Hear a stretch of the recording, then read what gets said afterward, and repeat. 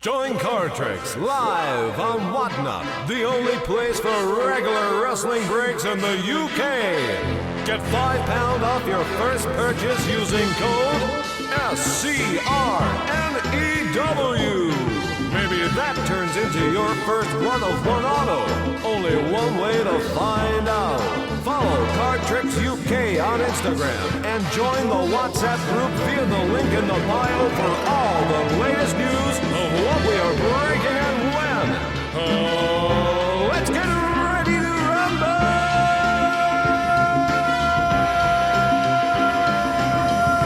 Code only valid for first-time Cardtricks customers.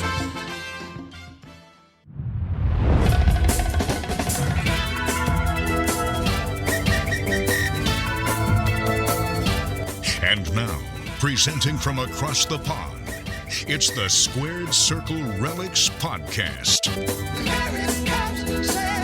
Hello and welcome to episode 57 of the Squared Circle Relics Podcast. I always say that like shocked, like episode 50. This is because we've been going so long, but we're finally all back together. No, I was going to say, before we start, Chris, Jamie, Chris. Nice. You do. It's been a while. When was the last time we were all together? It's going to be 53. A long time, isn't it? Episode 53, so a good sort of 8 weeks or something. Yeah, 6 to 8 weeks. Bloody hell. Yeah. So good to be back. It's all back together, yeah. So I've been keeping down the fort, don't worry, boys. Dave's been holding it down. You've been sort of mingling with new people coming in. We've had people doing this and guests and it's been busy Graham, summer. It's been fun. Yeah, it's been good. But it's such a contrast. Like if you listen to those shows back to back, it's such a contrast of show, man. like the one with Danny is like really like high octane kind of. Oh my god, we're on time constraints anyway, right? So we had to do it quite quick. But we're also on time constraints with G as well, right? Graham. But we were going off tangents all over the place. But yeah, that was just like slow tangents all over the place. It was just so bizarre. So yeah, the contrast between the two shows and now this again, amazing. But good to have you both back. Yeah, good to be back. How was your holiday, Chris? Amazing. Yeah, very good. Bit of everything. I was all over the place. Ooh. Here, there, and everywhere. I was in the forest. I was in the spa. I was in the city. I was everywhere. Oh, nice. Literally. So, how about you, Jamie? How was yours? Yeah, it was good. Yeah, I was going to say, did you drive or did you fly? No, we flew, but actually me and my Mrs. Dad and my father-in-law have been kind of looking at that driving aspect of it. And that's probably the route we're going to go next time, because you can do it driving to Germany and then getting a ferry from Germany over to Lithuania. So nice, that's a good idea. In Berlin. We've got like family there too, so we can kind of stop at the family and see them, and then kind of breaks up the journey a little bit as well. So yeah, nice. I think that's the plan for next time, and it's about £1,000 under the budget of what it cost me to fly. Fucking insane. So yeah, cool. Jamie. It was all good. Yeah, it was a nice break really. We had the first week, we went down to Cornwall for the first week. Had some sort of sunshine down there as a really hot week, and then I flew out and went to see Dad for the second week. So we kind of had a few days out, bits and pieces, bought all cards from hobby shops and whatnot. So it was really good. Just a nice kind of chill out week really, just kind of a bit of a catch up. So. But you come back to work and you think, oh, Christ, this is... you soon get wound up again when coming back from holiday, don't you? Do you know what I mean? So, yeah, back to the day-to-day kind of thing. Yeah, and that routine. Not so much fun. Well, I was actually gutted to see as well that Chris, although you did find time to have a bit of a holiday, you did only reach the semi-finals of MasterChef. I know. So I'm a bit gutted about that. That's it, I know. I'm a big MasterChef guy. In all seriousness... I don't know how many people in the world would get on MasterChef before me, but I'm almost certain that it would be most of the world, because I can cook. Really? Basic, yeah. I can do like pasta and stuff, but no, I've got an air fryer recently, so I've been doing lots of cheese on toast. Nice. That's going the trend of the minute. Air fry, isn't it? Bloody hell. Go on MasterChef with just an air fryer and some cheese on toast. Well, what Bit we of did pepper learn, on top. Boom. apart from you going on MasterChef, what we did learn from the last episode is Jamie's high as a fucking kite. And not on any drugs at the same time. I don't know how you manage that, Jamie, but it is really impressive. Completely clean. Yeah. Straight Five edge, life, but off mate. your fucking face. I love it. So, Oh, dear. yeah. And Dave, are you all good? Yeah, Been holding man. it down for Yeah, us. Yeah, I went out last night with my boys on a Wednesday night, mixing it up on a Wednesday night, just to do really geekily to do the fantasy football draft. So Nice. my annual draft, we've done it the 5th year now. So, but I was very lucky. I was able to get the first votes of the first 4 rounds. So I ended up, I got the first votes of the first, second, 4th round, and I think the 3rd vote on the 3rd round.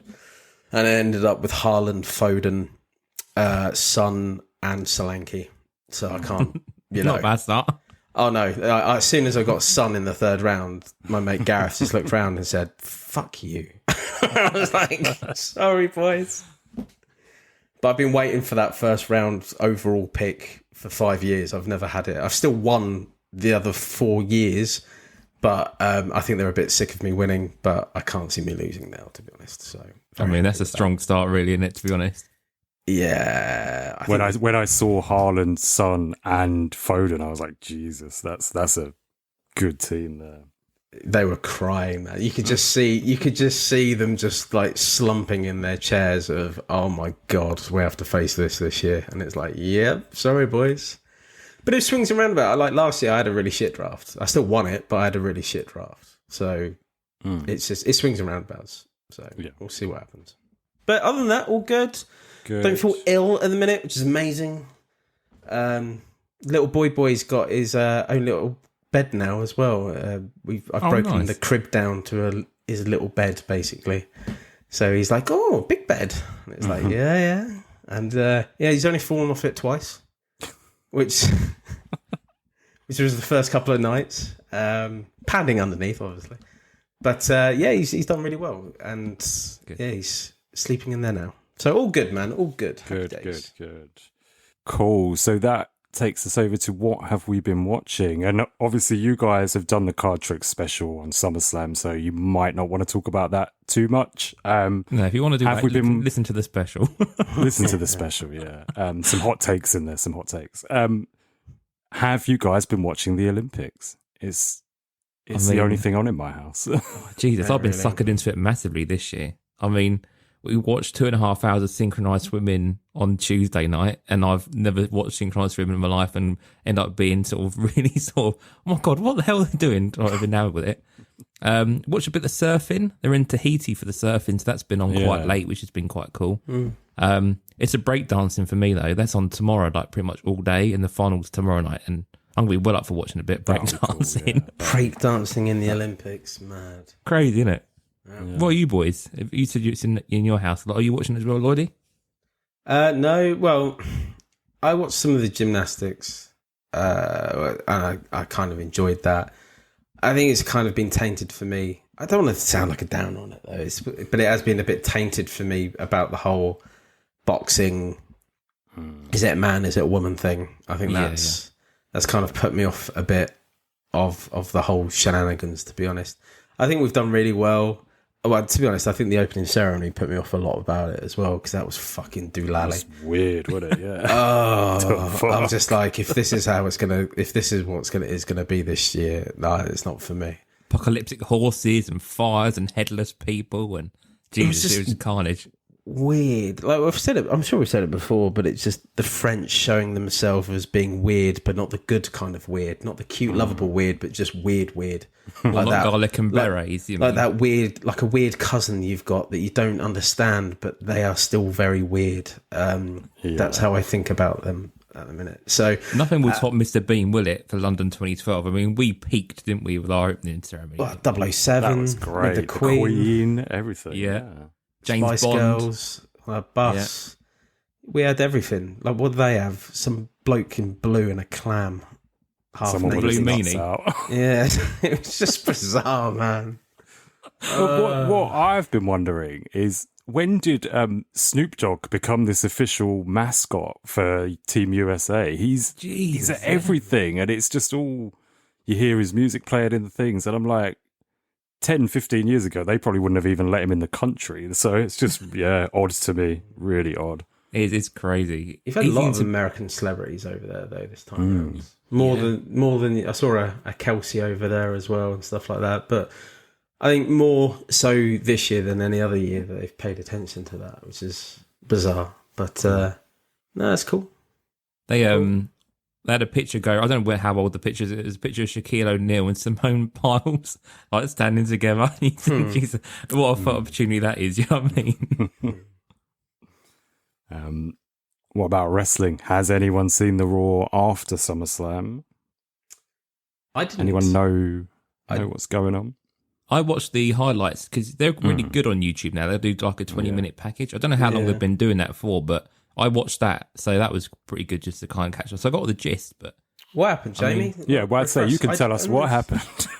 I do know what happened. I know a couple of little bits. I know about the Gunter, who he's going to face, and things like that. Oh yeah. Yeah, and then obviously we had than the fallout from SummerSlam, so we had Rhea, and it seemed as though that got Damian Priest and Rhea kind of becoming a tag team amongst themselves, I guess, really. Yeah. So I don't know whether or not they do, they might tag together, maybe sort of mix things up a little bit there, I don't know. But then we've got Seth Rollins sort of going into his next load of feuds. We've got Odyssey Jones making his debut onto the main roster, so that looks pretty impressive, yeah.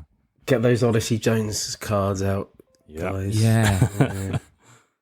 It's only 3 years late, but there you go. But yeah, no, we did say, didn't we, before in the last show that, we're waiting to see what happens at SummerSlam and see where we go from here leading up to the next load of pay-per-views. But it all seems quite good. It all seems to be like new direction, new faces. That was SummerSlam.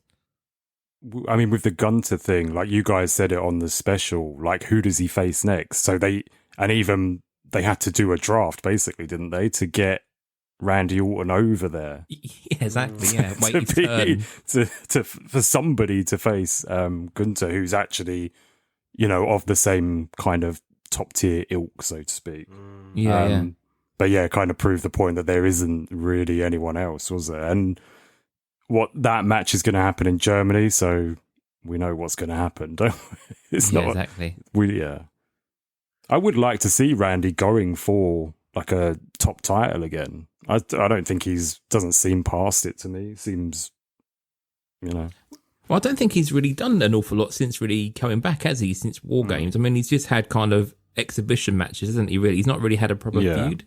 He just keeps on. He keeps on being with Kevin Owens, popping up. Either. Oh, of course, he does bloodline stuff. Either getting beaten up or beating up someone. It doesn't seem to be a lot. It's just that the whole Seth Rollins, Punk, Drew McIntyre is just taking the talent away from the belt, basically. So, and focused on a shitty fucking bracelet. On a bracelet. What the fuck? That's got you, isn't it? No idea. I just don't understand it, to be honest. No, it's just weird. But I think the big thing from Raw was obviously the formation of the new Judgment Day. Yeah. And I like that. I think that's a good mix now that they've got in there. They've proper turned up the heel juice again on it. So, and that's what they should be. Like, it's a heel tag team, so cool. Yeah, no, it's looking good. I don't care about the White Six, though. I think that's fallen flat on its face.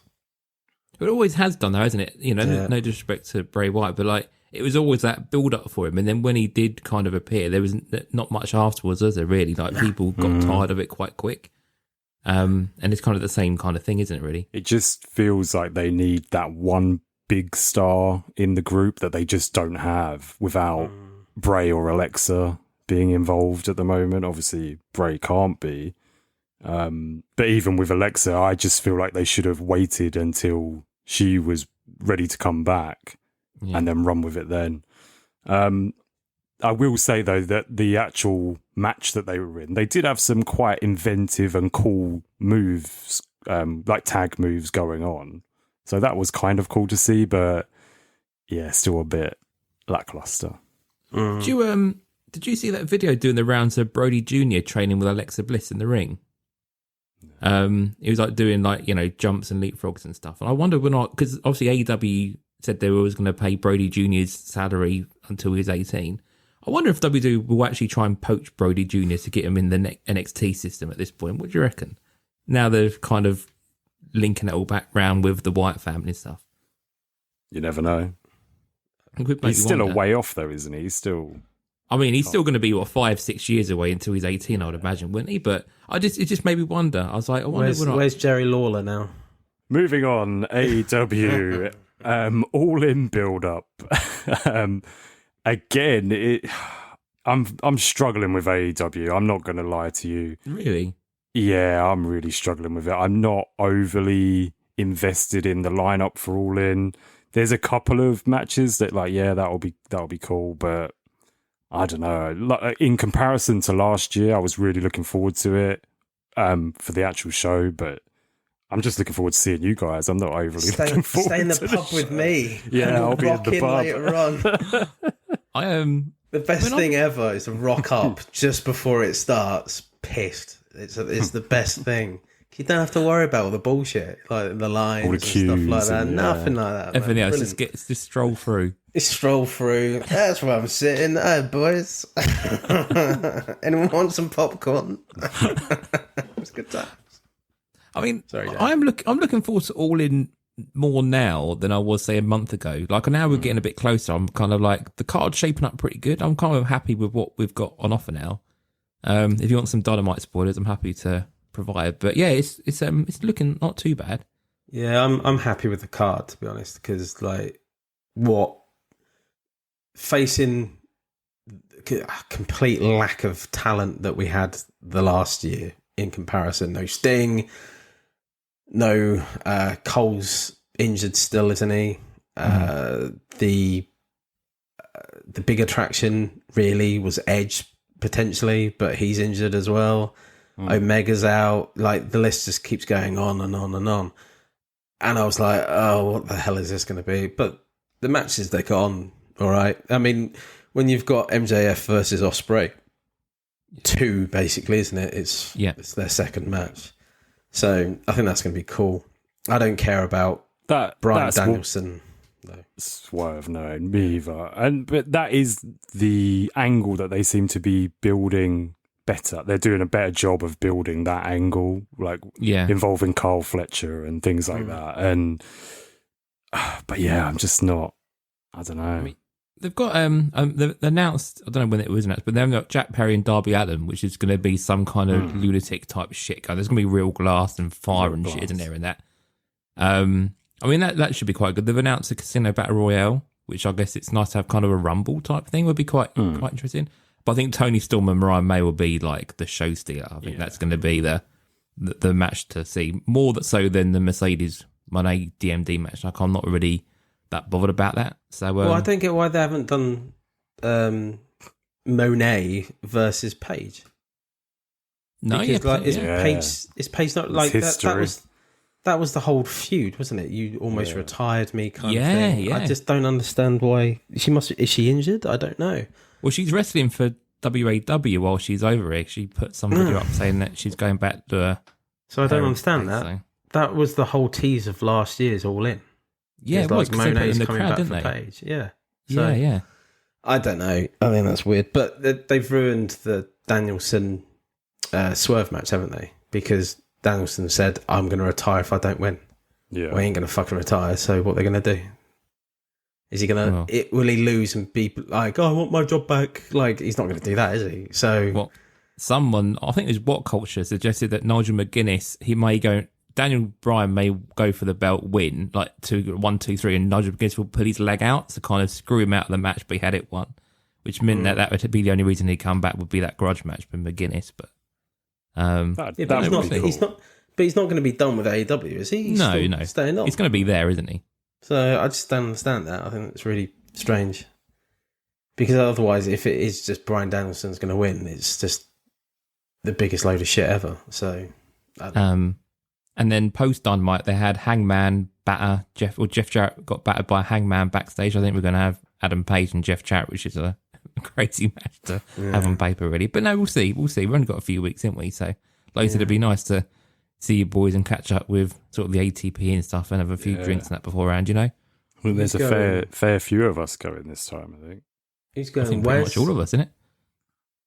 Tommy. Yeah. Did Wes get a ticket in the end? I don't know. Wes has now got a ticket. He did. Yeah, I think he said he did. Matt's coming. Yep.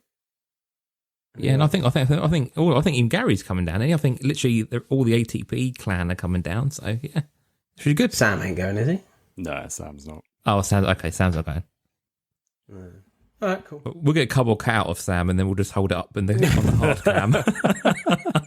Amazing. Cool. So shall we talk some cards, some card news, in fact? Busy. Busy. So I'm going to make it quick. I want to have a quick one on instants just before we start. So no instants out for SummerSlam as of yet. They usually take a little while longer, don't they? It's usually like a 3 to 4 week wait. But I don't know if you guys saw the Obafemi rookie cards. So the first ones that came out of Obafemi, they do seem to feature the rookie card logo. Yeah, really? Yeah. So I think all of the instants that will follow will also have it. Yeah. Okay. But does that then mean that first one is the rookie, or is I don't think it's. It not all pack depends. But the thing is, it all depends from person to person, because it's like if you only have very few cards, then potentially. But I see Prizm as being the rookie card for a lot of people because it's the start of the year officially, isn't it? So it's the card year, isn't it? Yeah, exactly. So it's a tough one. I think it's pre rookie card with the rookie card logo on it, and the actual rookie card is the Prizm, but or the adrenaline. Or the adrenaline that doesn't have the rookie card on it. But I just see them all as pre-rookie cards generally, because it's unless it's pack pulled from the set, the first year's the set of that year from the first year. I don't know. I do think that it's good that they've put it on, the first one and not because obviously the pictures, I think it was the third one, and maybe like the auto had the rookie logo there, but the ones previous didn't. So it's good that we've got a little bit of like consistency with it, and that they've all got it.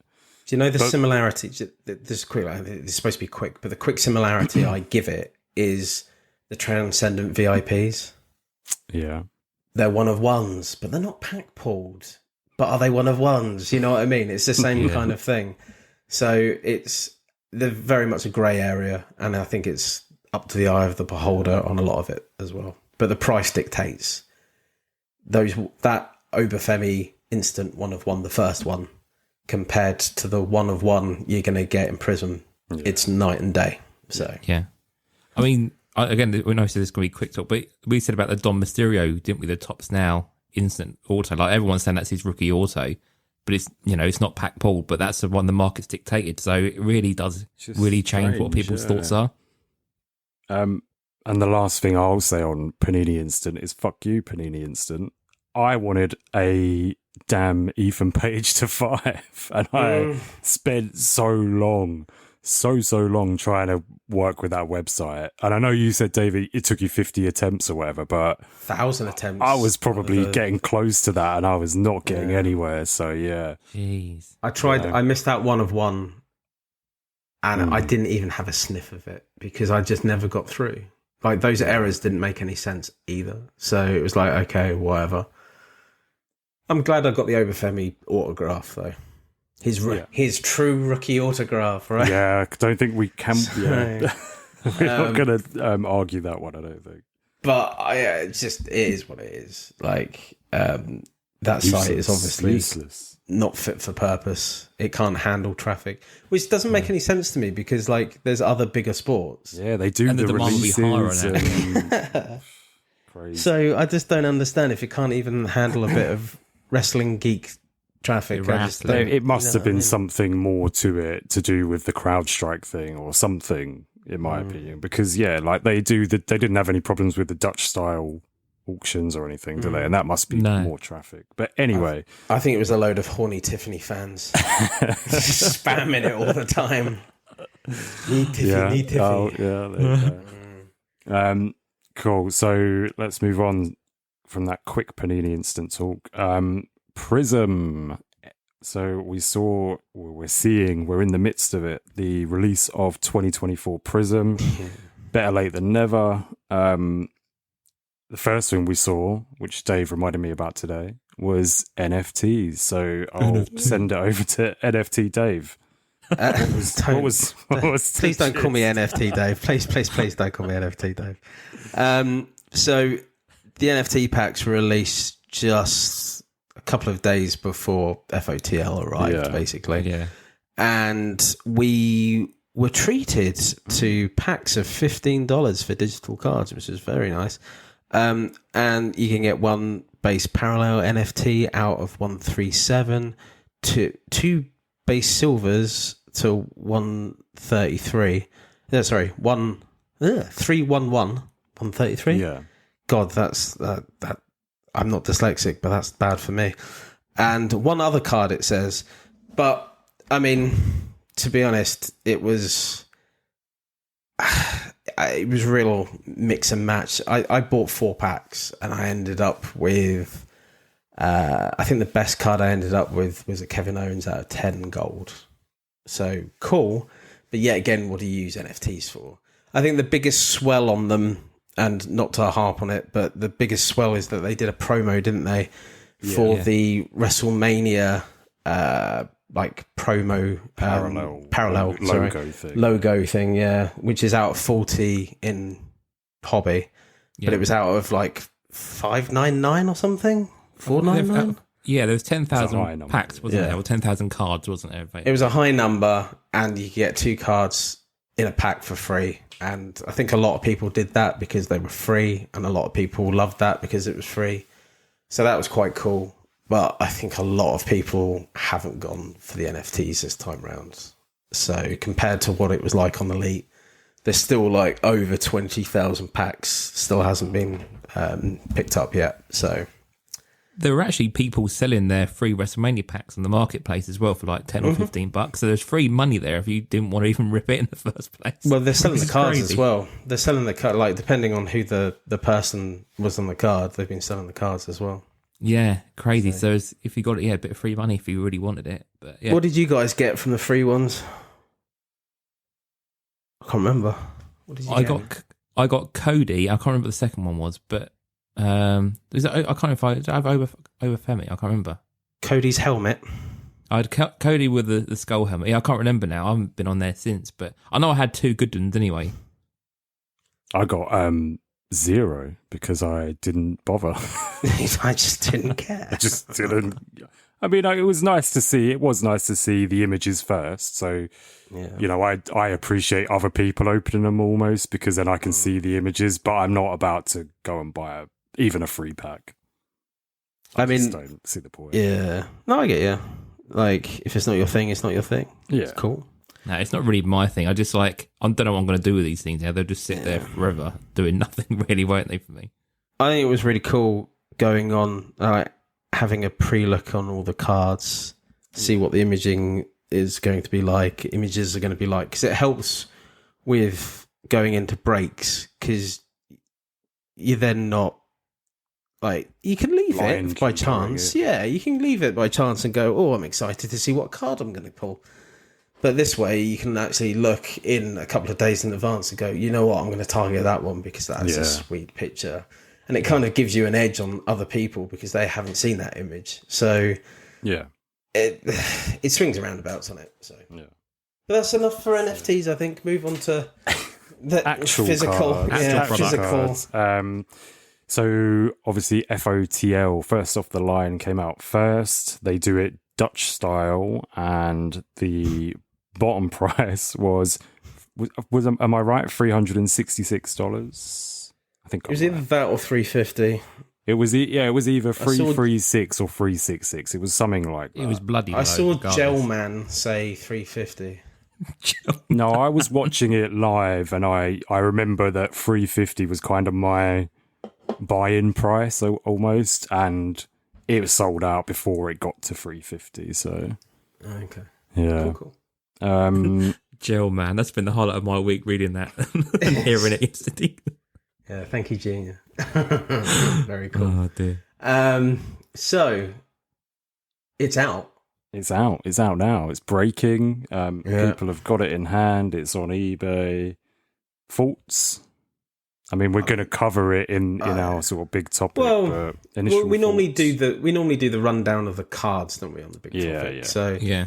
I think that the obvious thing to say is people have gone fucking bananas for this. Like when FOTL first went live on Whatnot in the States, I saw people spend thousands, more so than I've ever seen, And still now, yeah. Yeah, more so than last year. Like these spots are going for massive money, and people aren't even thinking twice and laying it down. Mm. And I've seen a lot of people come away with fuck all, and I've seen a lot of people spend a lot of money and hit massive as well. Yeah.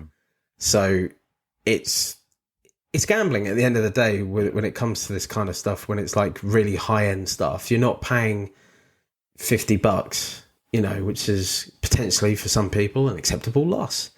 Some people are paying thousands and in one lump go and rolling that dice. It's a hell of a risk, but I've seen some lovely cards that come out of it, like especially like gold shimmers and stuff like that. And they've been like aesthetically lovely to see them come out.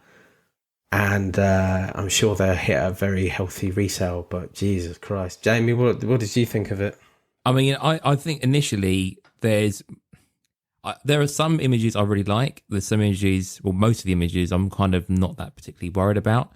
But I'm going to echo what you said there. Like, there are people going nuts, especially for first off the line. Like, if you bought a box of that, I don't think you would be disappointed in what you were kind of pulling. Like, some of them boxes were so loaded. But again, there's a lot of people who spend a lot of money. I saw like a litre spot going on a multi-case break.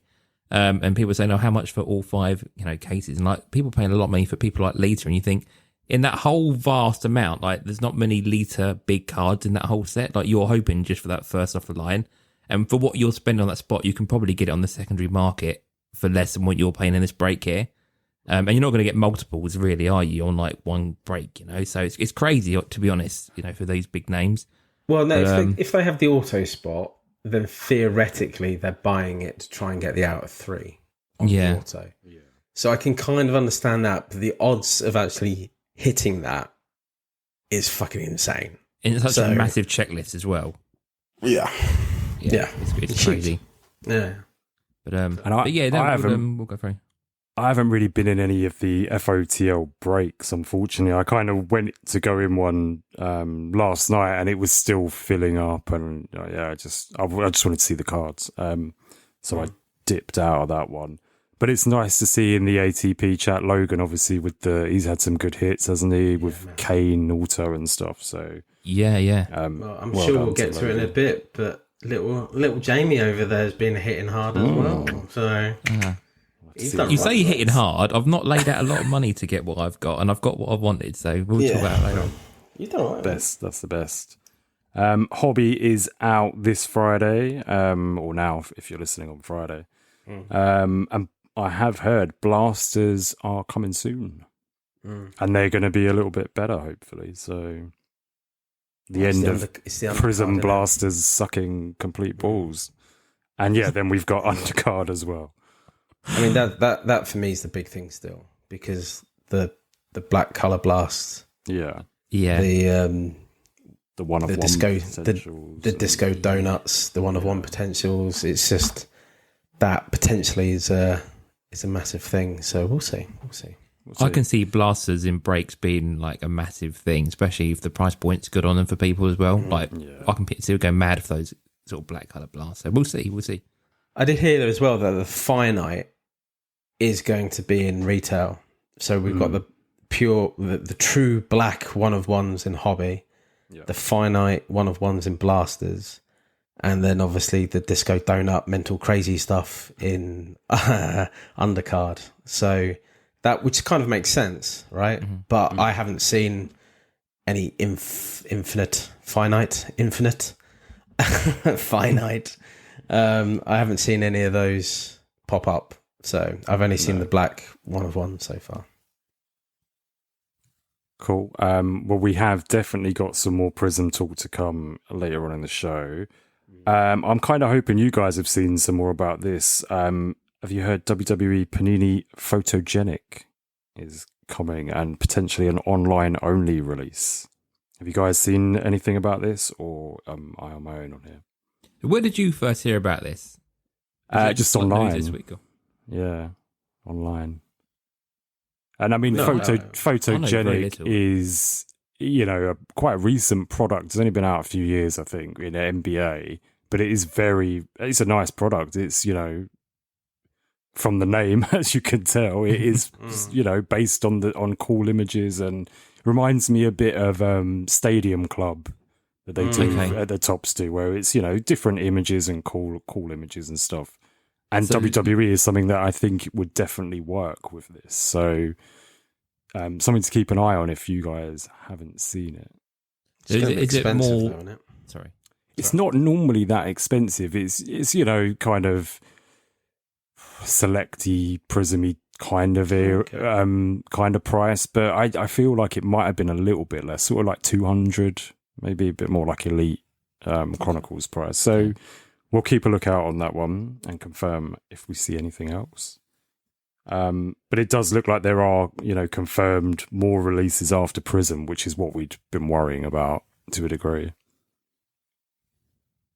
I was anyway. I think Panini are doing a great job with the WWE license. So I still think it'll end at the end of the year, but I think it might end at the end of the year. Yeah, but I yeah. think we're gonna see products crammed in, like we did at the end of Tops as well. Go with a big bang. December's going to be an expensive month for everyone. No Christmas presents, kids. Sorry, you can have some wrestling cards. You don't want that blaster? I'll have that. No I'll take worries. that. Get my one green card out of it. Moving over to AEW, Black Diamond. It has a price point now, $300 USA. So we still don't have a date on it. I mean, it's adding a price to it doesn't change anything, does it? Really? Like, Not if it hasn't really, got no. a date on it. It doesn't. If it had a date and a price, then we could still say, "Well, I don't think that's going to be accurate." But I mean, that's a starting point. At least we know roughly what we're going to be paying for it. And I mean, what's the equivalent of what we've had previously? It's on kind of the price point of Spectrum. other boxes. Yeah, Spectrum, and that was It's more just than like- that, wasn't it? It's like super Slightly Spectrum. higher. Yeah, that's it. So I mean, I'm fine with that. 300 is what it is. Again, I might just hang on for the next 3 years and wait for it to appear on EPAC, and then I might just pick up some EPAC stuff. But Not I that don't think price I'll buy a point. You box. won't. There's no way. I've never seen you spend £300 on a box. No, I won't buy a box. I would just buy packs. I'm not going to buy a box But for 300. it's like one pack, I think. It's one pack, mate. Oh, is it? It's like fully loaded. Yeah. Oh, Jesus. It's like Spectrum. It's going to be just It's like like one Spectrum. pack. Yeah. Oh, okay, Six just one okay, cards fine. or something. No, I won't be doing that in that case. No. No base set, no No, buffer. if it's Singles 3 on years, Consi. if it's 3 years till it comes out in EPAC, just save a pound a day, and then you save 50p a day. It'll only take you 2 years to get you that 300. There you go. All right, and I'll put it in one of those great big Coke bottles Yeah. in the 90s. Oh, nice. Go to There the you coin go. star and just pour it all in. Because you've got at least 2 years before it goes on EPAC. So Okay. Oh, well, let's bear it in mind. Let's see how, Yeah, I mean- how we go. In regards to EPAC, we still haven't seen Flagship 23, which came out December, January time, didn't it? So Yeah, that should crazy. hopefully be this year at some point. And you never know, we might get Flagship 24 in 2024. But that's me being optimistic, I think. sticking with AEW, we did have some new arrivals. Camille. I think you guys spoke about hologram on the last episode, right? Yeah. Yeah. I think you did. We did, yeah. I wish I bought some more hologram stuff than I did though, because he has become like everyone's loving a bit of hologram now, aren't they? I think I should have maybe bought a few more packs of that. But anyway, it is what it is. What about Camille? Did anyone go for this? Not me. I got one pack, and it's just because she scares me a little bit. So I like to look at it occasionally and get a bit of a fright, and then just look away from it a bit. And More then than go back to it Abaddon later. does with Chris, or not? Yeah, no, it's more of a Jesus, she's scary, and then go back. So I only got the one. I only got a base, but yeah, it's cool. I Chris? got hammed on this. I really? did 7 packs in the hope of getting some sort of parallel, and I got nothing but base. So yeah. Oh, mate. I That's saw hammed. someone crazy. do like 15 packs and get nothing.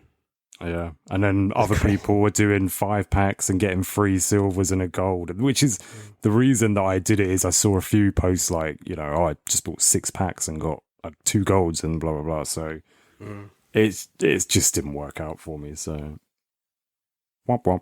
Anyway, something that we don't often have on the pod is TNA news. Have you guys seen I'm normally the report. I'm normally the TNA You're reporter, our aren't man I? on the ground Yay. for TNA. Dolph And you have Ziggler's done really seen- well. You have seen this, haven't you? Joe Hendry. Yeah.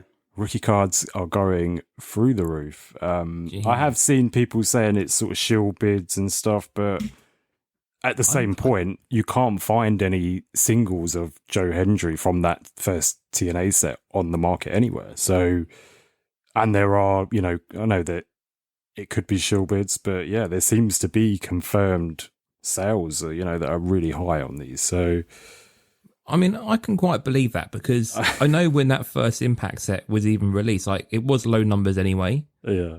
And I just note that obviously people will struggle to get that even to this day, and it's kind of like, actually, it's going to be even harder. And now people are getting the singles of Joe Hendry. It's just going to keep going up and up It's and just up. that fucking song. Say his name and he appears.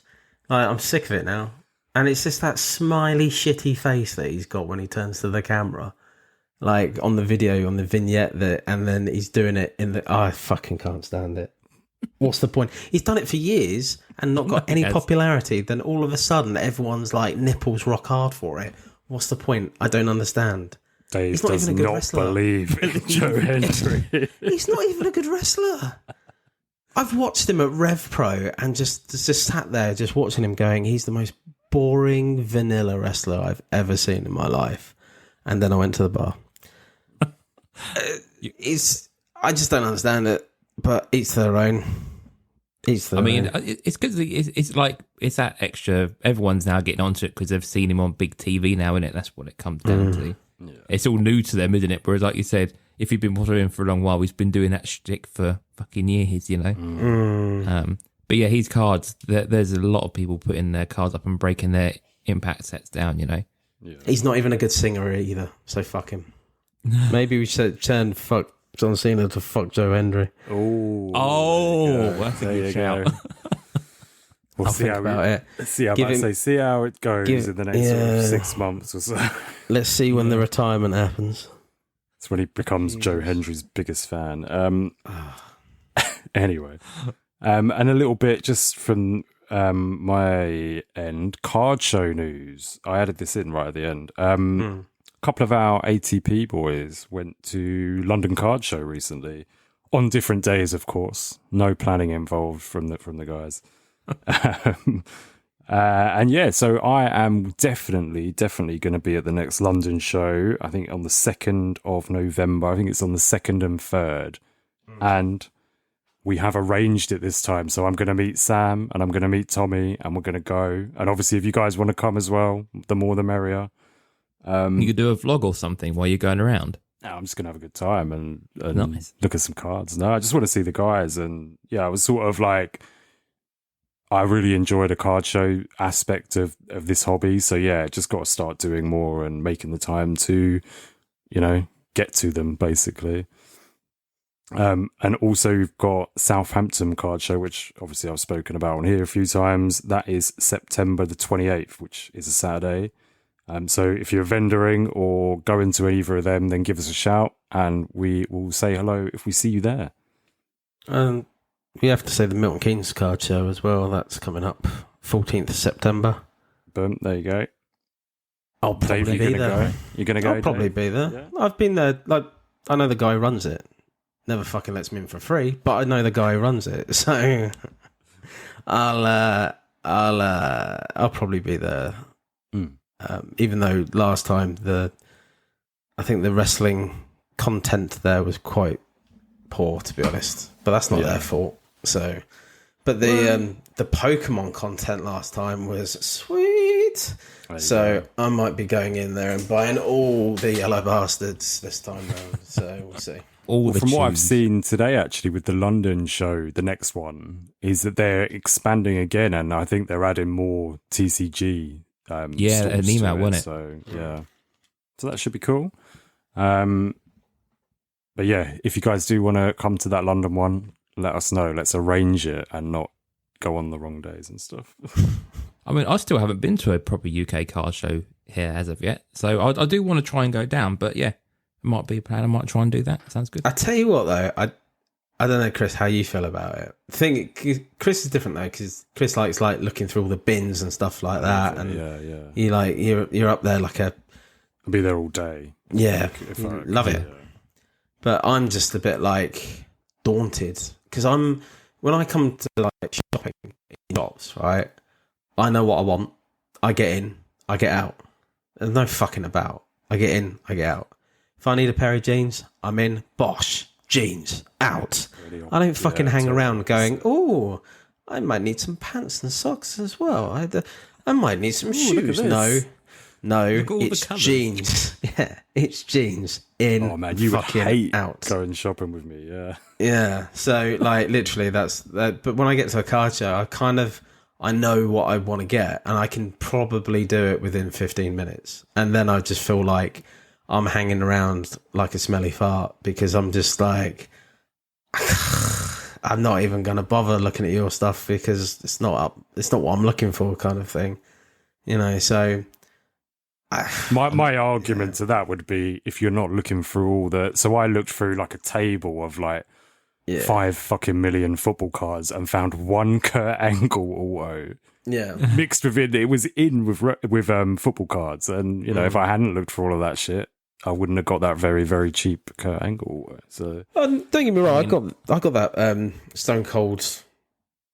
It's impeccable, isn't it? From the last, not this year's one, the 2 years ago one. The first one, the first one.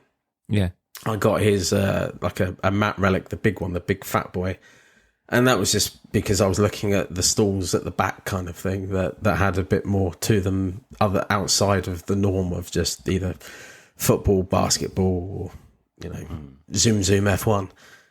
But I think it's quite like the shows I've been to, and it's the same show but twice. The shows I've been to, they're very specific on what they're selling. Like, I'm just like looking around like, oh, your football. Oh, your basketball. Oh, your NFL and basketball. Oh, and there's a little David Beckham autograph. That's quite cool.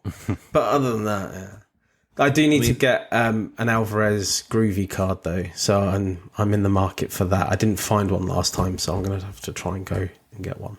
So I mean, I've got no interest in like TCG stuff, but I'm a like vinyl collector and I love crate digging, and I can be like hours in like a record shop going through every box. I think if I went to a card show, I mean, I'd have to be there all day from like opening to the closing, because I'd be going through every single box, every store, and just seeing what base was in there. Could I put stuff together? I'd just be a nightmare. So you don't want to be at a card show with me all day, Lloydy.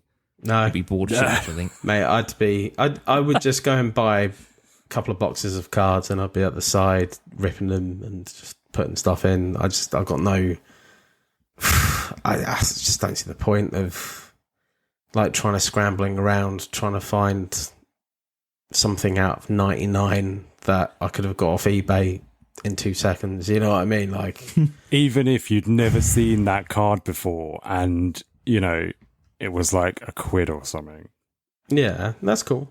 You know, like, yeah. That's the beauty of it for me it. is when you find stuff, oh, look, I've never seen that before. Like, I don't know, it just resonates with me a bit more, I think. Yeah. It's because he's NFT Dave. That's why he doesn't need to see it in his hand. Just wants to see it online. Just the pictures, I tell you what, maybe I value my time more. I don't know. I value life. Thing is as well, I don't think I have the pace. Like, the thing is as well, it's which I have found at these places. There's obviously people jostling on the same tables as you as well, right? Elbows are out on this place. Yeah, get your elbows out. Oh, mate. Give them a little nudge. Awkward. I saw, like, the worst thing I saw at the last car show, and we have to move on from this, obviously, because we're wasting far too much. Tangents, man. But the worst thing I saw, that someone was talking to Yorkshire. It was a lad, quite a young lad, and he was leaning on his display case as he was talking to him. And Yorkshire's missus was there, and I was looking at the display case next to it, or like there was a couple of cards on the table basically next to it, which was still his. And I was just looking at them, and as he was doing it, I looked over to his missus, and she gave me a glance of, yeah, this lad's a bit of a prick. And I'm just like, and I just didn't want to say anything because it's not my place, but I was about to slap his hand basically and just say, have some fucking respect for this man's stuff, man. But I didn't want to cause a scene or anything like that, you know what I mean? But I just find people so rude. My missus got pushed. I know that Matt got pushed at the last car show he went to as well. So it's just... Yeah, I think I did at my last one, but, you know... Rude pricks, basically. I just pushed back. Yeah, but it's just... actually, I was looking there. Yeah, but it was just walking around that they got pushed then. Like, nobody's pushed me in, but you know what I mean? Like, get out of my way kind of thing. It's like, fuck off. No, I haven't seen any of that. But yeah, I thought you meant like jostling for cards at the table sort of thing. No. If I'm still looking. Like, yeah, but I just like walking about, just like getting nudged out of the way. And I think that's really rude. That's not, no. But I think a lot of people that go to these shows don't have social awareness or social etiquette. Social anything. Anything. Yeah, so, okay. Cool, right. Let's move over to Jamie's Corner. Yeah. We'll whiz through this quite quickly this time round because, again, we've gone on lots of tangents and we'll just go through. So, Wrestling Card Wednesday, we'll go through first of all. I've got to say thanks to Lloydy last week for doing Wrestling Card Wednesday because I was late to the party and Lloydy put it up about 5:45 on the Wednesday night. And I didn't do it yesterday because my car broke down again yesterday. So I was sat with that all evening, so I didn't do it yesterday. So we've only got a week's worth of Wrestling Card Wednesday. But first of all, the first card, Lloydy obviously started things up, so he put his card up. And Lloydy, you put a comment on here saying the above bron will need discussion on the next pod, and it is a green Prizm bron breaker. And you said it's uncirculated. Talk to us. What is it? It's crazy. I was going to mention this in my purchases, but like we can do it now. It's fine. So it's, as I say, it's a bron breaker teal Prizm 2023. So last year's Prizm. Uncirculated, so it's come from Panini in the little top loader, sealed at the top, and it's at ComC. Why that exists baffles me, because someone has either complained to Panini and said, my card has got something wrong with it, you need to send me out a new card. Yeah. And they've done that within the year, which I do not believe that they would do that, because that's not Panini timeframes, unheard of. And then they would send it to ComC in order to sell it. So I don't. But if it's not that, Panini may have had a spare one for some reason. Like, I know they do spares in order for replacements, but why would they send it out? I think Tommy was saying after a period of time they like send out their surplus stuff. Okay. And it's like, well, how can they without the right numbering on it? It doesn't make sense, because then you would have duplicate numbers on stuff or unnumbered cards. So theoretically, it could have been that they had it in their back stock and someone has asked for a replacement because on a redemption, and they've sent that out as part of the pack sort of thing, part of the bargain. But why would they keep that? Why would they keep a Brontier at 49 in their back burner? It doesn't make any sense either. But it's like, can I just say, it's like I've been noticing on, I think it's DC Sports eBay store, and I think I mentioned this a few weeks ago, that it will say direct from Panini.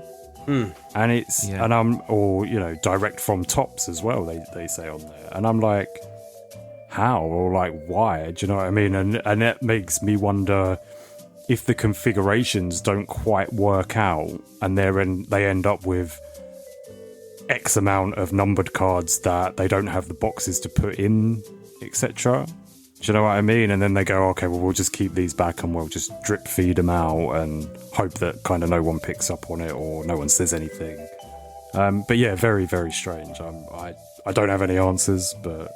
They have had in the past, like, I know Tops have done this, and I know Fleer definitely did this, but they used to also send care packages out to sort of certain retailers or people who bought certain stuff to say, thank you for buying so much, and they would give kind of a care package. So maybe this was kind of one of those things. It was kind of like a bundle of stuff, and it was like 2K do a lot of games and stuff, don't they? With like streamers and stuff. So maybe it ended up in something like that. But I was going to ask, is this? So this has got no number on it. It's a blank. No, it's numbered. Oh, is that a 49? Yeah. Okay. So I just don't. Isn't it? Yeah. Yeah, you could understand if it was the Green Blaster exclusive, you could go, yeah, they've got loads of them in the back, sort of thing. But when it's the numbered and such a low number, do you think actually were all 49 of these ever even put into the product? Yeah, who knows? We don't know. That's the kind of thing I'm thinking. Like, if you're worrying, isn't it? Like, if you're a collector and you want, you're trying to find a specific card. You've got 4 out of the 5 gold shimmers for Carl Anderson, and you're looking for that last fucking gold shimmer. But they still have it. They still have it on the back burner. Yeah. For redemptions. So I just didn't understand it, and that's why. Like, I know we're not going to have any answers here, but it's one of those things that when you see these kind of things happen in the hobby, you just think, hang on a second, this is strange, a bit mind blowing. So. No, I'm glad they got it to the PC. I think it's a bit of a unique feature to have in the Bron PC as well. So that's pretty cool. Yeah, that's a good point. Yeah, I'm surprised no one snapped up. It was on the ComC for ages, but I just don't think people understood the complexity around it. Yeah, that's a cool piece to have. Yeah. I mean, you're never going to take it out that top loader, are you? You'll keep that sealed, surely. Yeah, no, I wouldn't take it out of the top loader. No, good. So up next on the Wrestling Card Wednesday, Logie Bear put up a Immaculate Finn Balor Auto Relic out of 2 out of 6. That was a nice little piece to appear. Then our own Chris, he put up a Roman Reigns, a nice Prizm Auto, which was a nice little piece. And then I finished up with the national, the AD upper deck cards. I had the national worthy kind of subset, and I finished up with a little bit of swerve action. So a nice little selection for Wrestling Card Wednesday. But again, we didn't do it this week, so a real quick Wrestling Card Wednesday. And the only thing I've got left in my corner this week is just kind of a reminder, really, of all the bits and pieces we've had coming up over the last couple of weeks and what's planned line up for SCR stuff, really. So if you haven't already listened to it, I had a special with Rich a couple of weeks ago about Japanese wrestling cards. Now, he was kind of talking about the hobby in itself, when he first started collecting Japanese wrestling cards, what he does now. Talk about his almanac that he's kind of written and looking forward to version 2. So again, if you've got any interest in kind of learning a bit more about BBM stuff, it's not really nerdy, but it kind of gives you an oversight of the things that he's kind of got into over the few years to look at that. As we said earlier on, me and Lloydy dropped our Cardtricks SummerSlam bonus special earlier in the week. So we spoke about the card itself, spoke about Panini Instant ideas, whose cards are going up and down and things like that. So do check that one out. We've also got a special, I guess Lloydy, you can maybe run through this as well later on, but we've got a special on the way next week. So look out for that to appear in the feed. So we've got some cool stuff coming through over the next few weeks. So have a look on the SCR feed. And I think that's pretty much it for Jamie's Corner. Nothing more to report. Well, just a small one to add. On CFP, Johnny did mention that he did buy the Japanese almanac off the After back listening of your, off the back of your special you did, Jamie. There, so Nice. He did say Nice. that he'd been meaning to buy it for a while, and this kind of like prompted him, like, oh yeah. And I'm next time I get some money, and I'm gonna do the same and grab one as well. Yeah, I mean, I did say to Rich as well. So after the interview, I don't mind sharing the story, but we were talking about like guys like Tommy and stuff like that in the ATP, and Rich had never actually connected with these guys before. So I'm hoping Tommy and Rich will kind of share some ideas and bits and pieces between themselves for the second version. But it's crazy how that community, you thought that would be that much smaller, yet they are not all well connected either. So it's been really good. So I had some good feedback, and it's cool that Johnny picked up the almanac as well. So. Well, horny Japanese wrestling collectors is normally a solitary thing. But it should still needs to be shared. Embrace it and enjoy it. Yeah. The reason it is because those cards are so limited generally, they're hard to get and limited. Hard to get, yeah. So it is kind of a bit like Secret Squirrel, if especially you're trying to PC the same people. Oh, because course, you want to get the edge on that other person. So I can understand why it's kind of like an underground feel until it gets definitely more popular, basically. So I get it. I think the big takeaway from Rich was that it's so hard to get information in English for any of these cards in the first place, and it's just especially newer sets, okay, people can get them, but having that knowledge written down of what was there, what the breakdown was, that just isn't there. So yeah, it's really good. So definitely check that one out if you're interested, and we'll close the corner for this week. Cool. Right, over to my Nook. So many weeks ago, months ago. It's got dust on it, at this point. To be honest, when I was doing the show notes, I put Chris's Nook subject ... because I couldn't really remember until I thought about what I had actually bought. So we had our first ever tie the last time round, which meant that we gave Jamie the honour of choosing the subject. What did you choose, Jamie? I chose whose card is it anyway? So cards of people pictured who aren't on the actual card or named incorrectly or anything like that. Not necessarily errors, but yeah, weird cards. So that's kind of what we've gone for. Cool. And do we all have the cards to hand? My camera is yes. My camera, no, yes. My camera's not working, but I've just turn it on and off again really quickly. It's not going to work. I've just put it onto in the chat. He's put in the chat. Oh, okay. So I've just taken a photograph and put it in the chat.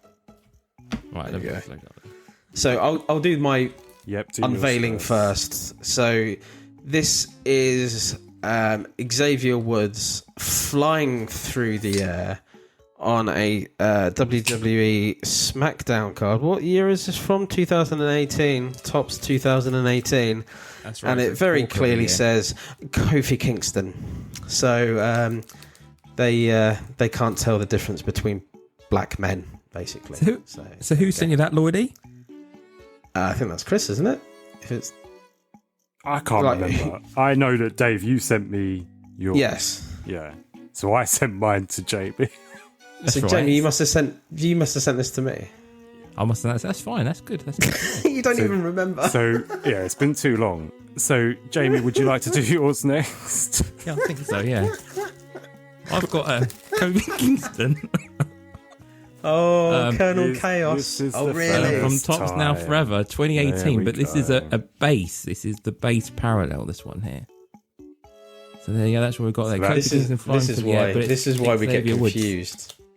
Because we've all sent each other the same card. The reason I say I didn't go for this because I knew one of you fuckers would go for it. So I went for something completely different because I knew someone would go for it. So I'll open mine. Covered in Quincy's. Yes. I've got The Shield defeat Team Hell No and Ryback in a tables, ladders and chairs match. Now, I mean, it's...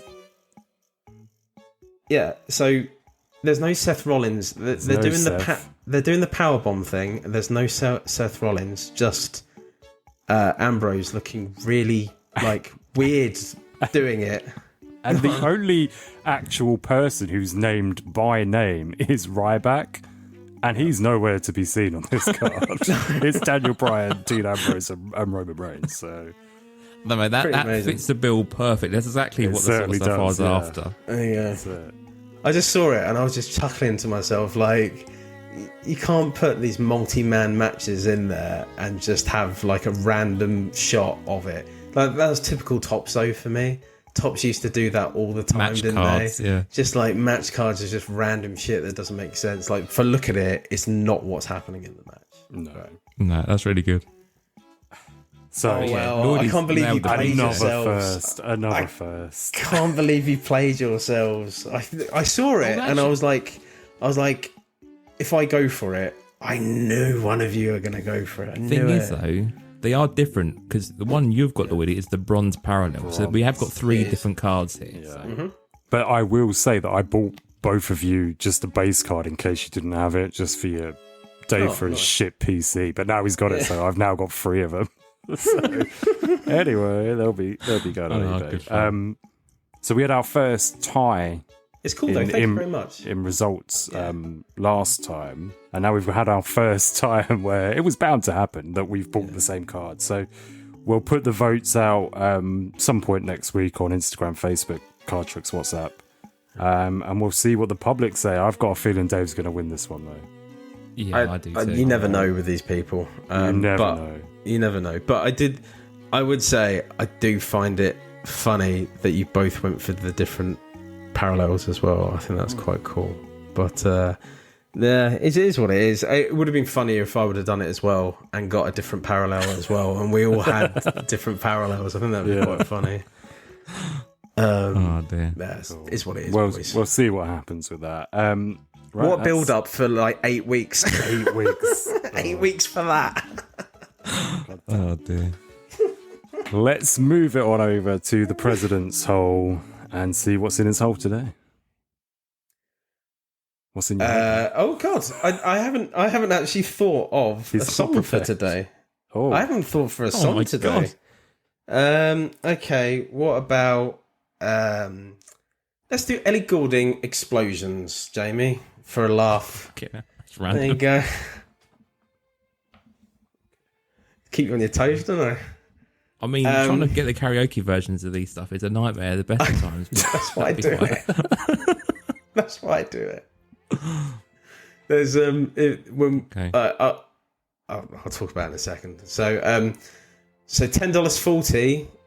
I challenged Tommy Redgrave. So basically, what happens in $10.40? Just to go over, it's not the rules, but the ask. Basically, I select someone, ask them to buy something for $10.40, and they then send us a memo, send us an update about it, a voice clip about it, and they say what they've bought for $10.40 or less. So this week was Tommy Redgrave, and Tommy, do you want to give us a rundown of what you've got? My initial plan when Dave asked me to do the challenge was to go to Comedy with Law, having not long done EPAC. I found a few things I liked, like Ashida's Night 9, but kept getting countered above the price of it.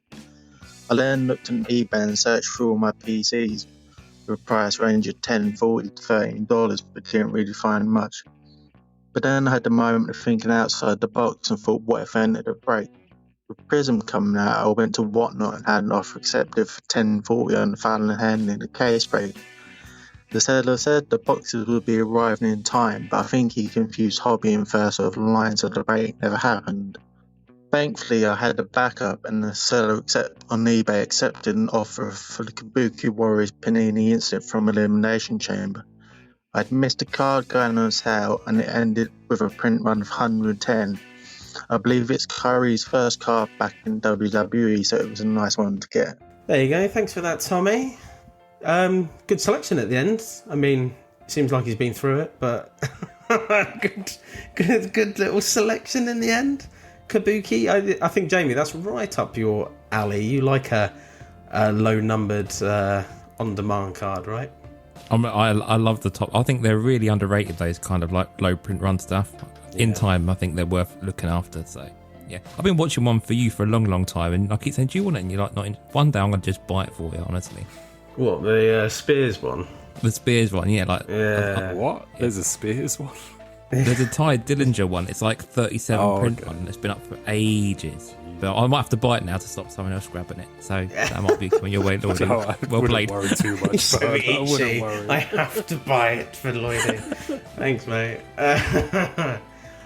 So thank you again, Tommy, for that. Lovely stuff. Well done, mate. And I think next time round, Adam Anwar, I'm challenging you, $10.40. We haven't spoken about this. I will message you and say you have been nominated. Imagine he just hears it on here. Oh, shit, I'm doing it.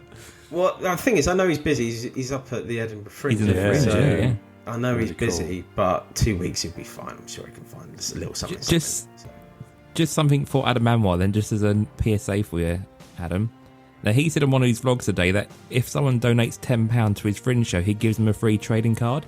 Now, he can't buy himself 10 quid and then give you an Adam Anwar card. I need a card. I am the only one who doesn't have one, so I will bear that in mind.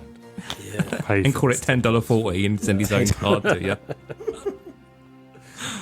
And in other news, 2 bits of news, really. So we have done another recording of a special which should be out next week, and that's 5 questions go. So very simple, 5 questions. I've asked for 5 questions. I've got 5 questions. I've answered 5 questions. So that will be out as a little special next week. Jamie, I think you like the idea and you want to do it monthly, and I think we like spin it round between the 3 of us to do.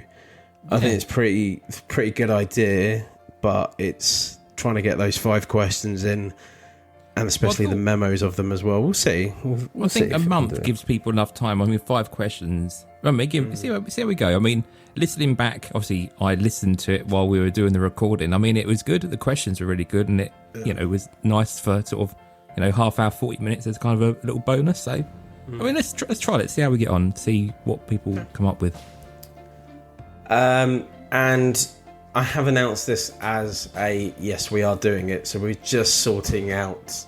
So this is kind of a spoiler, but we are sorting out SCR with Billy Celio, i.e.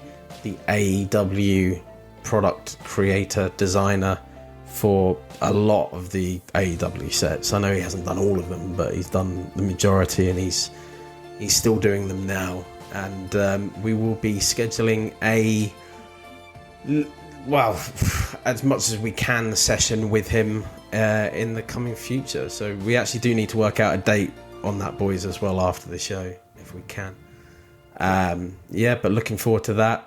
I'm not going to say give us questions from our listeners maybe for the next time, but I think we've got a lot of questions internally to ask him that we've been not stewing on for years, but like I've been talking to him a lot over the last week or so, and it's just like we were talking, like, for example, right, I just said, like, we were talking about the out of 10, the green out of 10s, PMGs, the green ones. Not PMGs. And I said, the ones that, not the autos, the actual. No, the real ones, the base ones, yeah. And I said, I hate the fact that they're numbered out of 100. And he said, no, that's just the retros, isn't it? And I'm like, nah, that's all of them, mate. So, it's gonna be quite funny. Is that though like a historical thing where they've always done it that way? I think it is. I don't know, like more questions to ask him about. I feel like the NBA back in the day did it that way as well. Yeah, I think it's a historical thing, but if they can take any learnings from us to be like, stop doing that shit because it's just annoying. I'm not sure they're going to listen to us at all, but ultimately that's stuff like that. We've had so many questions for AEW, not least of when you're coming out with new product, where is the new product? It's really annoying. How do you do your Rolex? So obviously there will be those questions, but I think it'll be fun, and I think it will be very entertaining either way, because it's the fans really talking to, like, when we're big AEW fans, we want them to succeed. We've been a big supporter really of them, but it just sucks when there's no product to really compete. Yeah, exactly. So. And Billy's a big card guy as well, isn't he? Like he loves cards, so I mean, he's a perfect kind of guest to have on for that as well, really, isn't he? So, Well, it's been circular. I did say, I did give the nod of the cap over to Johnny from CFP because obviously he's helped with the inception of this. But the talk actually started. I didn't go near Billy because I heard that he'd come off a lot of the sets, and then obviously he's still on sets, and he came to me regarding a Tay Mellow card that I've got, and I was like, let's do the trade, but ultimately we need you on this show, but at some point. And he's like, yeah, cool. So yeah, it's going to be awesome. Looking forward to it. yeah, it'd be good. I remember him saying he was a big, not just card guy, but autograph guy, which I always thought was quite a cool thing.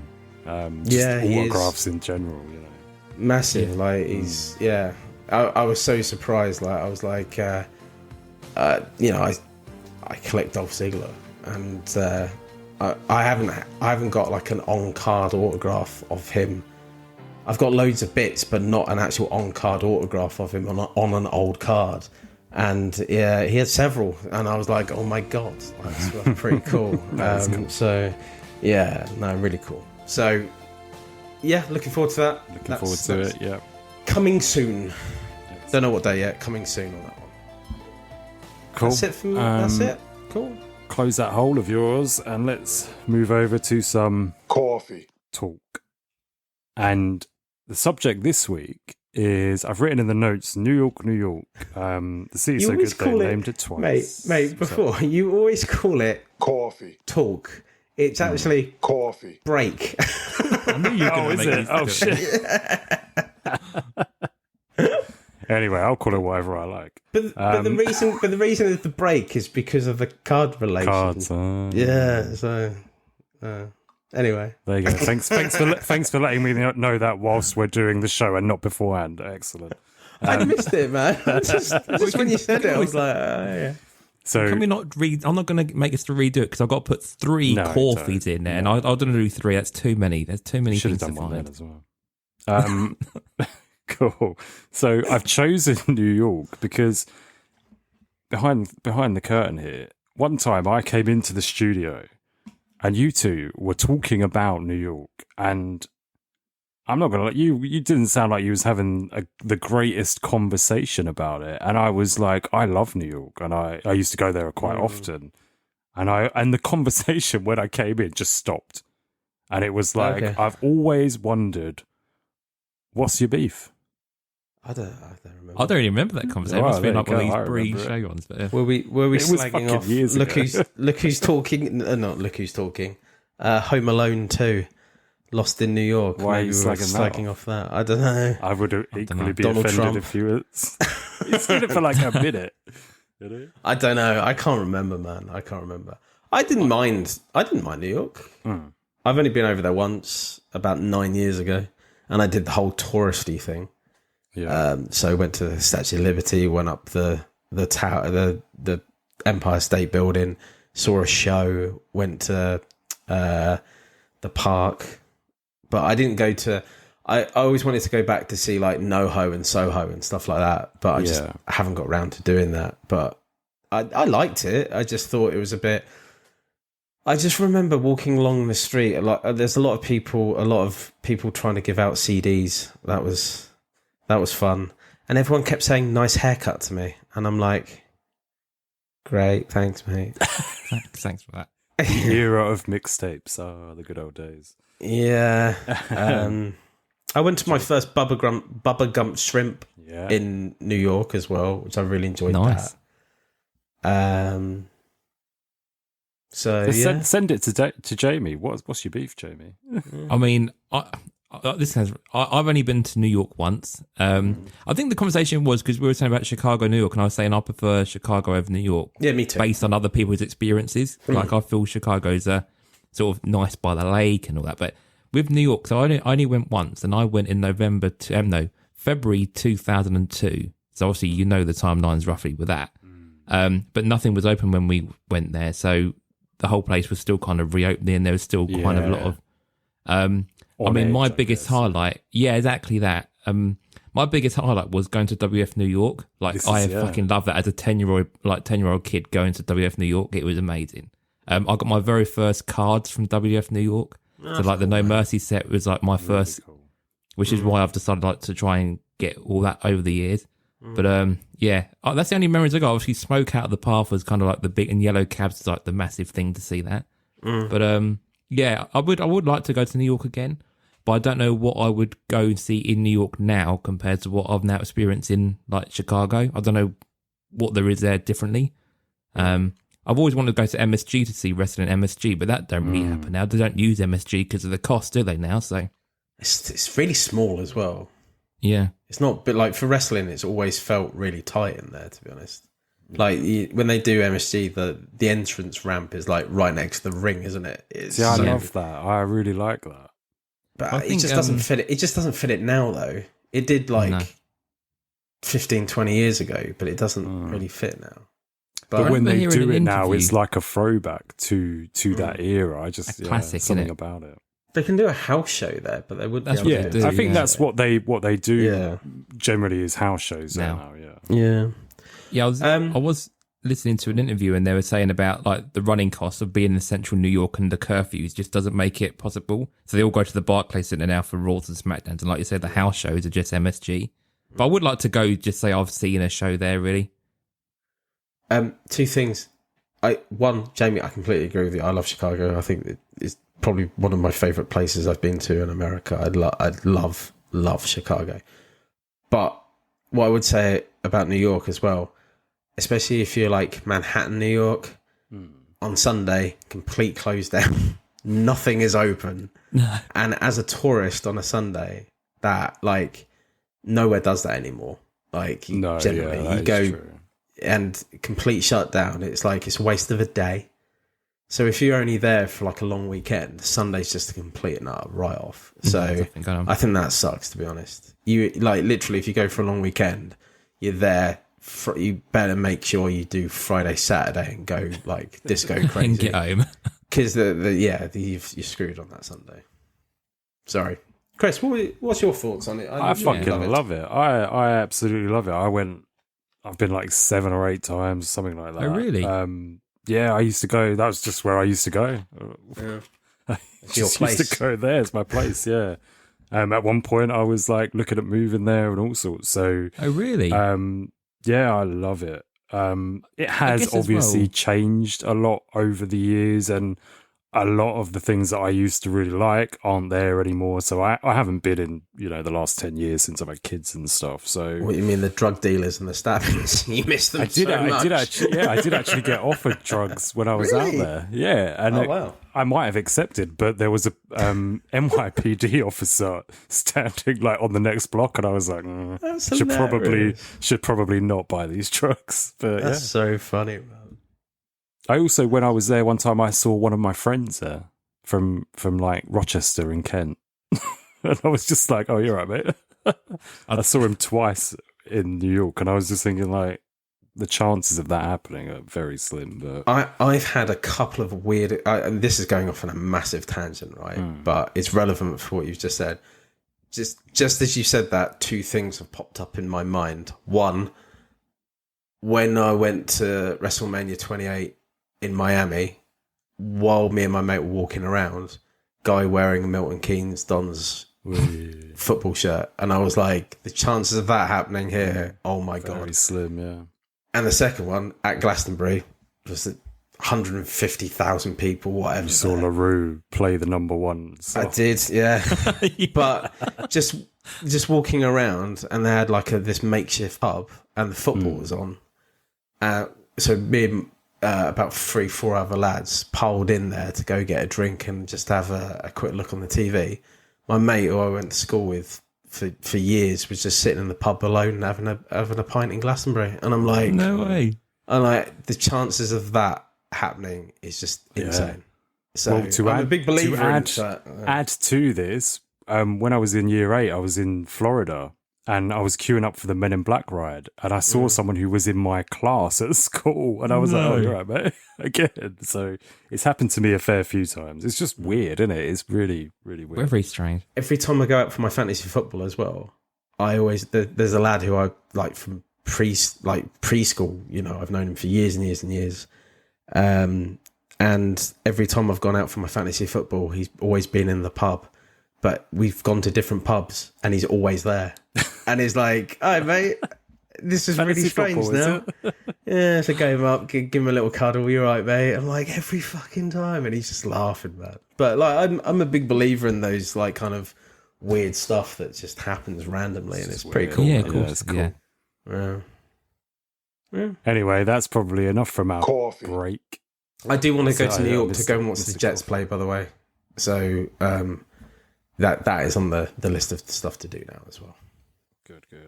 Boom. Cool. Right. Let's hear a quick ad from our show sponsor, Cardtricks. Well, let me tell you something, brother. Join Cardtricks UK on Whatnot Daily, your only stop for regular wrestling breaks in the UK. Ooh, Chris, Casper, and the team welcome you to join the hunt for rare autographs, relics, and one-of-ones from wrestling stars past, present, and future. What you gonna do, brother? Cool. Right. Thank you for that. And it is time for the big topic, which is Prizm 2024. You guys ready to talk about this? Yeah. Yeah. Oh, you didn't seem too happy there. I already don't love it that much, I guess, by the sounds of that. I mean, it's okay. It's just another Prizm set. Like, and it's not a bad thing me saying that, but it's... Does it not seem really far removed from 2023 that you're ready for it again, sort of thing? I think it's very similar to 2023.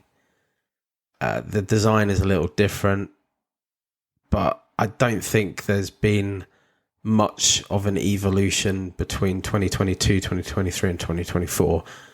Nothing so noticeable as to get out the banners and go, "Oh my god!" Maybe with the black color blast coming out potentially. Yeah. But yeah, I don't feel like there's been much of a huge change, to be honest. I think with everything, like Prizm 22 to 24, like, if you even look at that auto checklist, like, there's not been that many additions to, like, new names we've seen year on year. Like, there's still not... I just don't feel like it's progressed through and kind of developed as the license has gone on. I feel like Prizm is Prizm, and that's it. I think, like I said, the biggest change is that color blast sort of variation. But I mean, it is what it is. It's a Prizm set, isn't it? Really? Yeah. I think it's as simple as, if you like Prizm, you're gonna love this set. Yeah. It's simple, isn't it? You know what I mean? It's simple. You know what I mean? Sorry, Chris. True. Well, no, I was just gonna say there are new people signing for this, but there's no,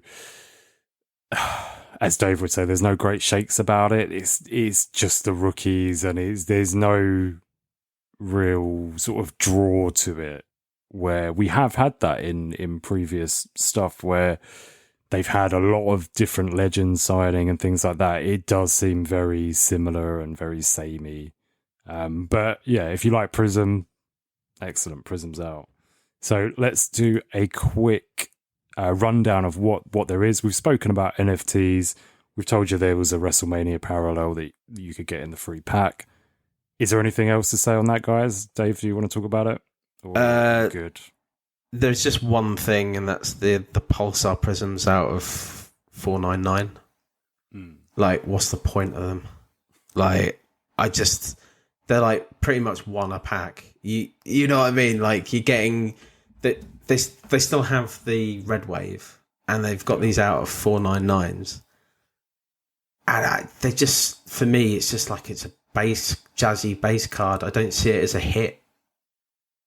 Personally, out of 499, how is that a hit? It's a lot, isn't it? Yeah. It's so very, bad. very high numbered. It's so bad. I thought 299 was like the limit, really, on like the red 299, blue 199. But why go to 499? It just seems really strange. like soccer, football, whatever, has that ever gone that high? I know that they did 399 one year. Obviously, I didn't really do much of soccer Prizm last year because there was no need for me. But I mean, Tops have done that high, haven't they? In the past, You're coming back. You're coming back, boy. Yeah. sorry, Joe. No, that's sorry. fine. No, you're fine. You're fine. pink shirt and all. Yeah, I didn't kind of understand it really, other than maybe bulking out the hits in the hobby to say, oh, look, you know, we're giving you more numbered cards. Numbered cards, yeah, makes sense. I just don't understand. I think they look good generally, but I just don't understand it outside of it being a bit of a ploy to kind of make people a bit happier. Yeah, yeah. So, yeah, sorry, I don't see it as a positive potentially on that one, but the rest of it's very similar to what you've probably have seen before. I do like the out of 40. You just mentioned it. I do like the out of 40s. I think that's really cool. I think that's a really good chase. I've seen loads of them pulled as well. Like I thought they were going to be one a case, but they're coming out like 3, 4, 5 a case. they're not shy. They might be shyer in a hobby, but in FOTL they were just flying out. There's 40 of them at 40, so there's your number. Yeah, so if we're seeing a lot of them already, then in the hobby it is going to be a bigger chase, I guess. Yeah. I was a bit surprised to see so many just fly out. I was just like, oh, I was expecting this to be a case hit kind of. But okay.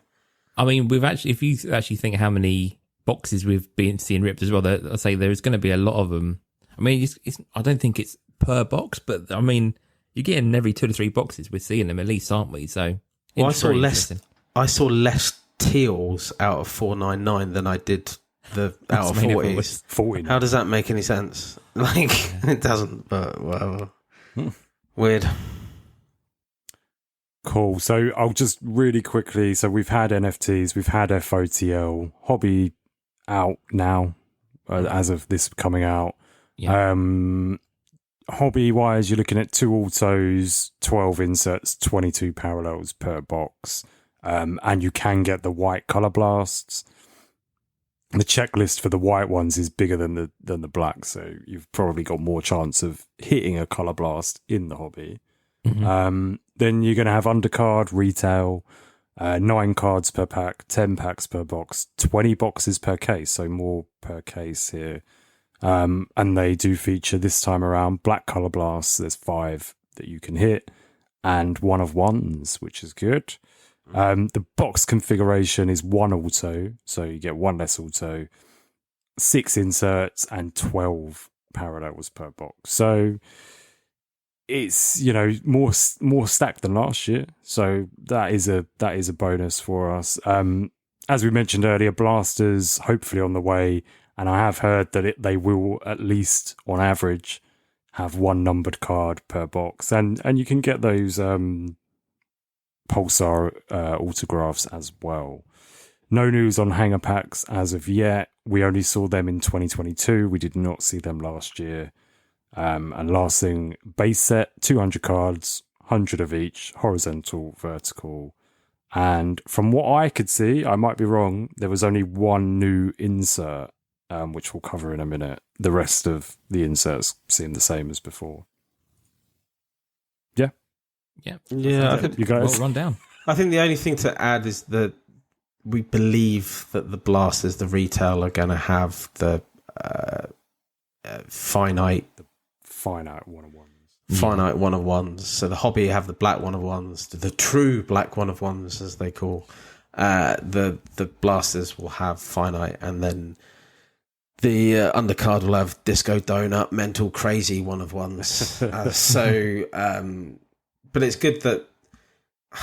What do you guys think? Is it good that all 3 have different 1-of-1s? Does it kind of lower 1-of-1s in your mind if there's 3 of them? It will be interesting to see the pricing, like of say you got 3, I don't know, Rob Van Dam's, and they're all the different parallels, and see which one, how they're priced and stuff. I don't know. I mean, we see that in other sports, though, don't we? Like, we definitely had football, obviously, have done multiple 1-of-1s and stuff like that, haven't we? It's kind of, I mean, it's adding something to each product, but I think we've seen with, obviously, earlier in the year, like blasters. There was that chasing the blasters for the action packs and the Rey Mysterio cards and stuff. Like, I think it does help having further chases and does highlight these other variations of different ways of picking up product. I think the answer though, Chris, is the hobby one of one. Every time you say true, because you know it's like it's a bloody it pains you to say it. It is. It's like mental torture me saying it, but the hobby one of ones synonymously have been the expensive ones because they're always, it's like the golds, the true golds, as it were. They always go for a lot more money than undercard does and stuff like that. So the flashes. I will say actually, even from last year, I've got them right behind me here. I paid a lot more for like the shimmer than I did for the disco donut to 10 gold. So that might well be seen again, I think. Yeah. You're onto something there. So where do you guys sit in that case then? So with Prizm, a one of one, say if you're saying true one of one is the hobby. Do you think the value of, say, an Undertaker one of one in Prizm 24 will be worth more or less than the 22s and 23s because of year 1, year 2? Or do you think it's going to be about the same? Or The Rock, for example. Like, I can't see that those values are going to be anywhere. I think once you've gone Prizm, that's it really. But I think it depends on the image. Yeah. First of all, it depends on the image, because if one image is like an amazing image, then you want to get that. I say that we love the 2023 Rock. Exactly, that's what I'm saying. And the 2022 Rock is shit in comparison, but the and 2022 Rock is the world's most expensive. Price, so I think first year Prizm has this allure to it, and that's what people really want. You know what I mean? So first and last can have more allure to it. So if we don't get any product next year and people then realise actually that's the last WWE Prizm Rock one of one gold or whatever, actually that might be worth chasing. So time will tell, I think, on that. But at the moment, I think 2022 trumps most things because it's... I do too, first year. I'm trying to think. I was looking for a card the other day. Apart from Rhea. Oh no, that's Select, wasn't it? Rhea Select with the heads, yeah. I was trying to think of a 2023 card that would Yeah. I can't think if there's any big rookie names in there that have kind of blown up over the last year, but I don't know. That's the thing, they wouldn't be in Prizm to well, like it would be second year though, wouldn't it? If they were 2023, it would be second year. So it's just interesting. I'd be interested to see, like you say, where that goes from here. But I was just curious, really. Yeah. Cool, right. Let's talk some parallels. So 31 in total, is that right? It's either 31 or 33. I think it's 31. As we've mentioned, we've got the WrestleMania logos, we've got the free one-of-ones, and we're higher numbered, as obviously Dave has said, all the way up to 499 and 399, which we didn't have last time around. Just makes it that little bit harder for people trying to do rainbows and, you know, things like that. Jamie's mic. It's made a return. Just nipping in there just a little bit. And undercard. So we've got the image variations again. What are your thoughts on these? Are they better? Are they worse? I mean, we haven't necessarily seen all of them or seen many of them in my case. What do you think of 104, Lloydy? What? Golga. Sadly. So I wanted to go after Earthquake a bit. I haven't been able to get him on much breaks because every time I go onto it, someone's taken it or it's been too expensive. But the image variation of Earthquake is Golga. But the problem is with it doesn't have... It's a white T-shirt with no Cartman on it. So the Rob Van Dam treatment in it. Yeah, they've bleached Cartman. I don't know, like I didn't see the point of him doing that photo without that. Yeah, what's the point? Strange. You could cut out a little Cartman and stick it on there, but yeah, I think the CM Punk card's really good. You know, it's old CM Punk, straight edge CM Punk. I thought that was quite cool. They've got some really nice cards in there, to be honest. There's K-Quick was one I thought Yeah. was cool. K-Quick I liked we had. K-Quick back in the day. Isaac Yeah. Yankum. Yeah. So we've got quite a few coming out. That's going to be really cool. I finished collecting the last set of these. I'm not sure I want to do it all over again. It's not a hard chase, to be honest. They're quite expensive cards when they first come out, and they do go down in price. Yeah. But it just takes so long to get them all. So I don't know. I don't think I will this year. But it's cool though they're doing it still. And obviously the other sort of added bonus of undercard we've already spoken about is the black color blast. So does that tempt you more? Would you buy a box on the potential of getting a black color blast? Go on, Jay. No. I mean, for me, Colour Blast are always kind of out of my price point anyway. I think they're quite cool having that contrast, and I think the colours on it really do pop. I mean, we haven't seen any images of it really, have we, other than the Rhea Ripley. It's kind of the black one we've seen going around, haven't we? But, I mean, time will tell when they start being pulled, kind of what people think of them. But I do like that contrast. I like black cards anyway, really. I think they always do look nice. So, yeah, we'll see. We'll see what they look like. I'm really looking forward to Undercard. I think it's going to be a very understated rip. So I'm looking forward to getting hands on a couple of packs of those at the end of the month. So yeah, I just like the format. I like the fact you get an auto. I like the fact you get like a little insert card. You are going to get some parallels in there. The disco donuts variation. Yeah, we like a disco donut. It's cool, man. And I think the checklist that they've chosen for the black color blast, they all work. So Rhea Ripley, Roman Reigns, Hollywood Hulk Hogan, Undertaker, and the Fiend Bray Wyatt, they all go with that kind of black background. And yeah, I think it's definitely an upgrade in terms of from last year on these undercard boxes. The I hope autographs. it's- Go on, sorry. No, because I do hope that it's a different Hollywood Hogan image. I've noticed, obviously, this Prizm is like the Wolfpack one. We've seen the NWO modern Hogan. I hope it's just a different Hollywood Hogan picture, but we'll see. I mean, time will tell. We'll see what it looks like. I will be interested to see how we think about this in a month as well, like the different products, and then where we rank them as in what we've liked the most. Yeah. I mean, first of the line has been great to kind of watch the last couple of days and just kind of see how that's being ripped. So yeah, this will be interesting to see how we go from here, really. So I will add as well on undercard. I think we're talking maybe a bit too much about undercard here because it is exciting. It's nice though. It's good. There's good stuff in there. Yeah, it's it.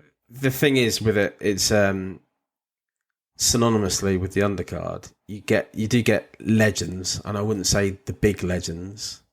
You did have some of the big names in the undercard last year as well, like Cody Rhodes, but that's where a lot of your rookie cards come from as well. The NXT people, and that's going to be quite good because I've hardly seen any Obi Femi card. Like, I'm sure Obi Femi's got an auto. I've hardly seen any of the rookie cards in FOTL. So that would be really cool. Yeah, Oba has got an auto. Yeah, it doesn't. Yeah. Sensational signatures. I think they're very few and far between. I think it's like the retails and the undercards, that's where the NXT ones are. And that's the ones you want to get, guys, because those prospecting. That's it. Again, So a this bit is what I was of going to love say now as well, is, I saw an FOTL box, and I'm not going to say who opened it, but it was on the CFP. 2 Baron Corbin redemptions. Oh, I felt terrible for that guy. And yeah, I think you're right that the undercard will have more of these kind of lesser known names from NXT. So while we're talking of autos, let's move on to the autos. So back again, iconic jewels, so double autos. Some similar to last year. The different ones I would say is CM Punk and Cena, Brett and Diesel, and Taker and Hogan. Other than that, you've got things like, I know they spoke about it on CFP, but LA Knight and Roman Reigns, which wasn't an iconic jewel, really, was it? Let's be honest. Is it not? No, I just. I would say the only thing with these is I would like the imagery to match the era of the feud. Like your Punk and Cena, like you want, if they're using variations of Punk, like do Punk from that era. Bret and Diesel was obviously easy. Taker and Hogan, okay, is relatively, you can probably do it right. But yeah, Cena Punk needs to be, you don't want modern Punk and modern Cena on it, I guess, really, but we'll see. Other ones, championship signatures, there's 10 guys with this, so obviously with the belt. Again, nobody new, all your kind of normal guys. Legendary signatures, 19 cards, no new signees. And you can get the green pulsars and prisms in this variation as well. Sensational signatures, 100 cards. And this one does have some notable new signees. Do you want me to list them or not? Do you want me to just pick a few out? Lexus King. I think Great Muta, Lola Muta's Vice. a big one, isn't it, for the legends? This is the set that's really Marmite. I think a lot of people who either hate or love these autographs because it's. I think this is probably one of the biggest differences in the set, the way that they've done these autographs. But I don't know if I liked it or not yet. I think I did, but I don't know. Until I get them in hand, the jury's out, to be honest. We'll see. But very strange design on it compared to the last couple of years. So, yeah, I think if you want an auto Prizm of some of these names, then you're always going to buy them anyway. But like Paul Ellering, for example, like there are so many nicer on-card autos that have been done by Topps for Paul Ellering. You know, we've had Carlito on product in the past that isn't Prizm. Even within Panini, like your Charlie Dempsey's and stuff like that, we've seen them on other product. There aren't any like has he had any groundbreaking names before? He's had Select, yeah. Yeah, I never seen a Charlie Dempsey or I thought that was a new one. So, I mean, like these guys, I think if you want a Prizm one, obviously, there are going to be people wanting just the Prizm autos. But yeah, again, there's nothing there that kind of stand out other than Muta was the big one that I kind of jumped to, really. Yeah. And I think the talking point on these ones were a lot of these have been coming out, obviously, and all of the card sets with the autographs that we're going to talk about, they all had the gold shimmer out of 3 in the FOTLs. Now I thought they were going to be like 1 a case, but I saw like 3 a case coming out at some points. So they weren't being shy on the FOTL about the out of 3 gold. Yeah, so that was pretty cool to see, to be honest. So, but when you've got 100 of them and there's only so many first off the lines, you might as well fill them out, I guess. But that's the thing as well. It's not just that. There's so. It's not just those 100. They're in everything. Even in the throwbacks, they've got out of 3 as well, which I saw come out of these. It's crazy. Yeah, it's crazy. Those would be big cards. A couple more. So then you've got Superstar Signatures, 35 cards again. Again, you get green pulsars and prisms, and the throwbacks that Dave's just mentioned there, 10 cards. But weirdly, only 5 with green pulsar, 4 with green prism, and 6 with red autos. So, yeah, they're all, I mean, all those ones are different. It's like the different guys signing different things. It's just strange to then make them 5 and 6 and 4 and whatever. But Cody's a redemption on that. I haven't seen a CM Punk one yet, though. No.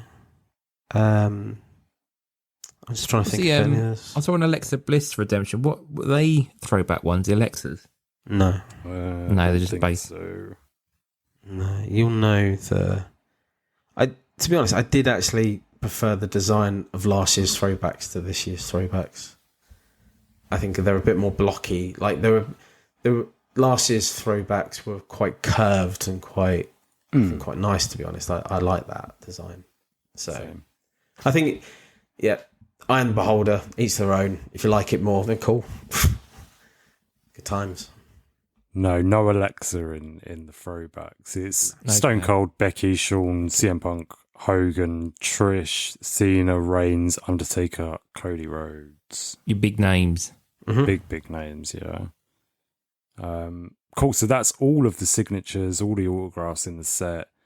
Prizm for WWE don't seem to do memorabilia cards, whereas in NBA they do. So that's a bit weird. And then the last thing is inserts. So obviously we've spoken Color Blast already. Emergent, prismatic entrances. Obviously we've spoken the WrestleMania moments, and then the new one, which is Rumble performances. 20 cards. Make it 30 cards. What the fuck? Get it done. Do your research. I mean, these are coming out. There's one in every pack, I think. Pretty much, I've been seeing either a Rumble or a Mania or an entrance. So there'll be something in every pack. Yeah. So that was kind of what you're getting there. So they're not going to be the hardest to collect. But there's some good Rumble moments that have been coming through. I've seen there's one of Mr. Perfect in the Rumble from 02. 2002, There's Diesel from 2011. I've seen that come up a few times. Don't, it's unforgivable. I was about to say, that's not a great Braun moment. Strowman without the green belt. The greatest Royal Rumble. Like, seriously, why? He's just there with no green belt. I'm gutted. I mean, it's nice. I like a bit of Royal Rumble action, but again, it's nothing groundbreaking when we've had Rumble stuff come along before. Change images, just unique images. If you're going to do something like that, do something we've not seen before, not the same kind of moments, But it's fine. It's what it is. And guys, if you're going for, very simply, if you're going into breaks, you need to pick up Hogan, you need to pick up Taker, Cena, Stone Cold, all the big names, because the amount of one-of-one chances you have because of the WrestleMania moments checklist, insane. So those, you have, if you want to try and get a one-of-one, you have to spend the money and try to get those. So cool. Nice. And on that note, spending your big money, let's move over to purchases of the week. Breaks, razzes, and misses. that's a segue and a half. There you go. It is, mate, Jamie. Pro work there, isn't it? Jamie, you're up first. Okay. I mean, I'll be quite quick with this, really. I've not been buying an awful lot. I've been picking up some more Heroes of Wrestling stuff. I'm trying to make a concerted effort to try and close this out by the end of the year. I picked up an Enzo Amore and I paid $8.66 for it. I was like, gee, that's a lot of money for me to pay on an Enzo auto. So I picked up that. I missed out on a Jimmy Wang Yang. It sold for like $3.27 and I, didn't go higher than that for that. But I've been picking up a few of those here and there, and Comsi again is like the holy grail for picking up Heroes of Wrestling. Like, there's a whole load on there and someone's just reduced the price back down to like $4 or $5. So I'll just keep an eye on those, pick those up as I go. Break wise, so I mean, this is my time to shine for me getting involved in first off the line into another little segue. I tried to get some Terry Funk stuff in last year's Prizm, but didn't do very well. So this time round, I got into a multi-case break, 2 days on the trot. Terry Funk spots were $5 a case. So I picked up all the spots for it and actually got 2 first off the lines for Terry Funk out of 11 on the blues. So cannot complain of that at all. I mean, I'm more than happy with that. So that was kind of my breaks of the week so far. I've dabbled here and there in other bits and pieces, but yeah, my main misses is kind of missing a couple of Leaf Heroes of Wrestling, and yeah, just those razzes really I've kind of been doing the last couple of weeks. Cool. Awesome. Who's up next? It is NFT Dave. Yeah, the president. I've got a load of stuff that I've got, but I'm going to spread it out across the weeks because I am trying to. Jamie, I am going to try to. We discussed this. Dave's going to try to go on a little hiatus for a second with the buying and see how I get on. I'm going to do it over certain days. I need to do a P-Bear. Have you noticed how much stuff he's bought recently? Since I gave him shit? Shocked at all of them. That's excellent. Good work, Dave. That's the president effect. Kick them up the arse by just showing them cool. How. Yeah. Literally, I did a school report on what the fuck they've been doing, and I think that was a bit of a shock. That was hilarious. So I have bought a load of stuff. at the start of this month, so I'm going to eke it out, I think, now. I've started new PCs on some people. It's been really cool, to be honest. So, but this time round, let's start off. So break-wise, I've been in a couple of FOTL breaks. The first 5 caser I was in, I basically got fuck all. It was horrific.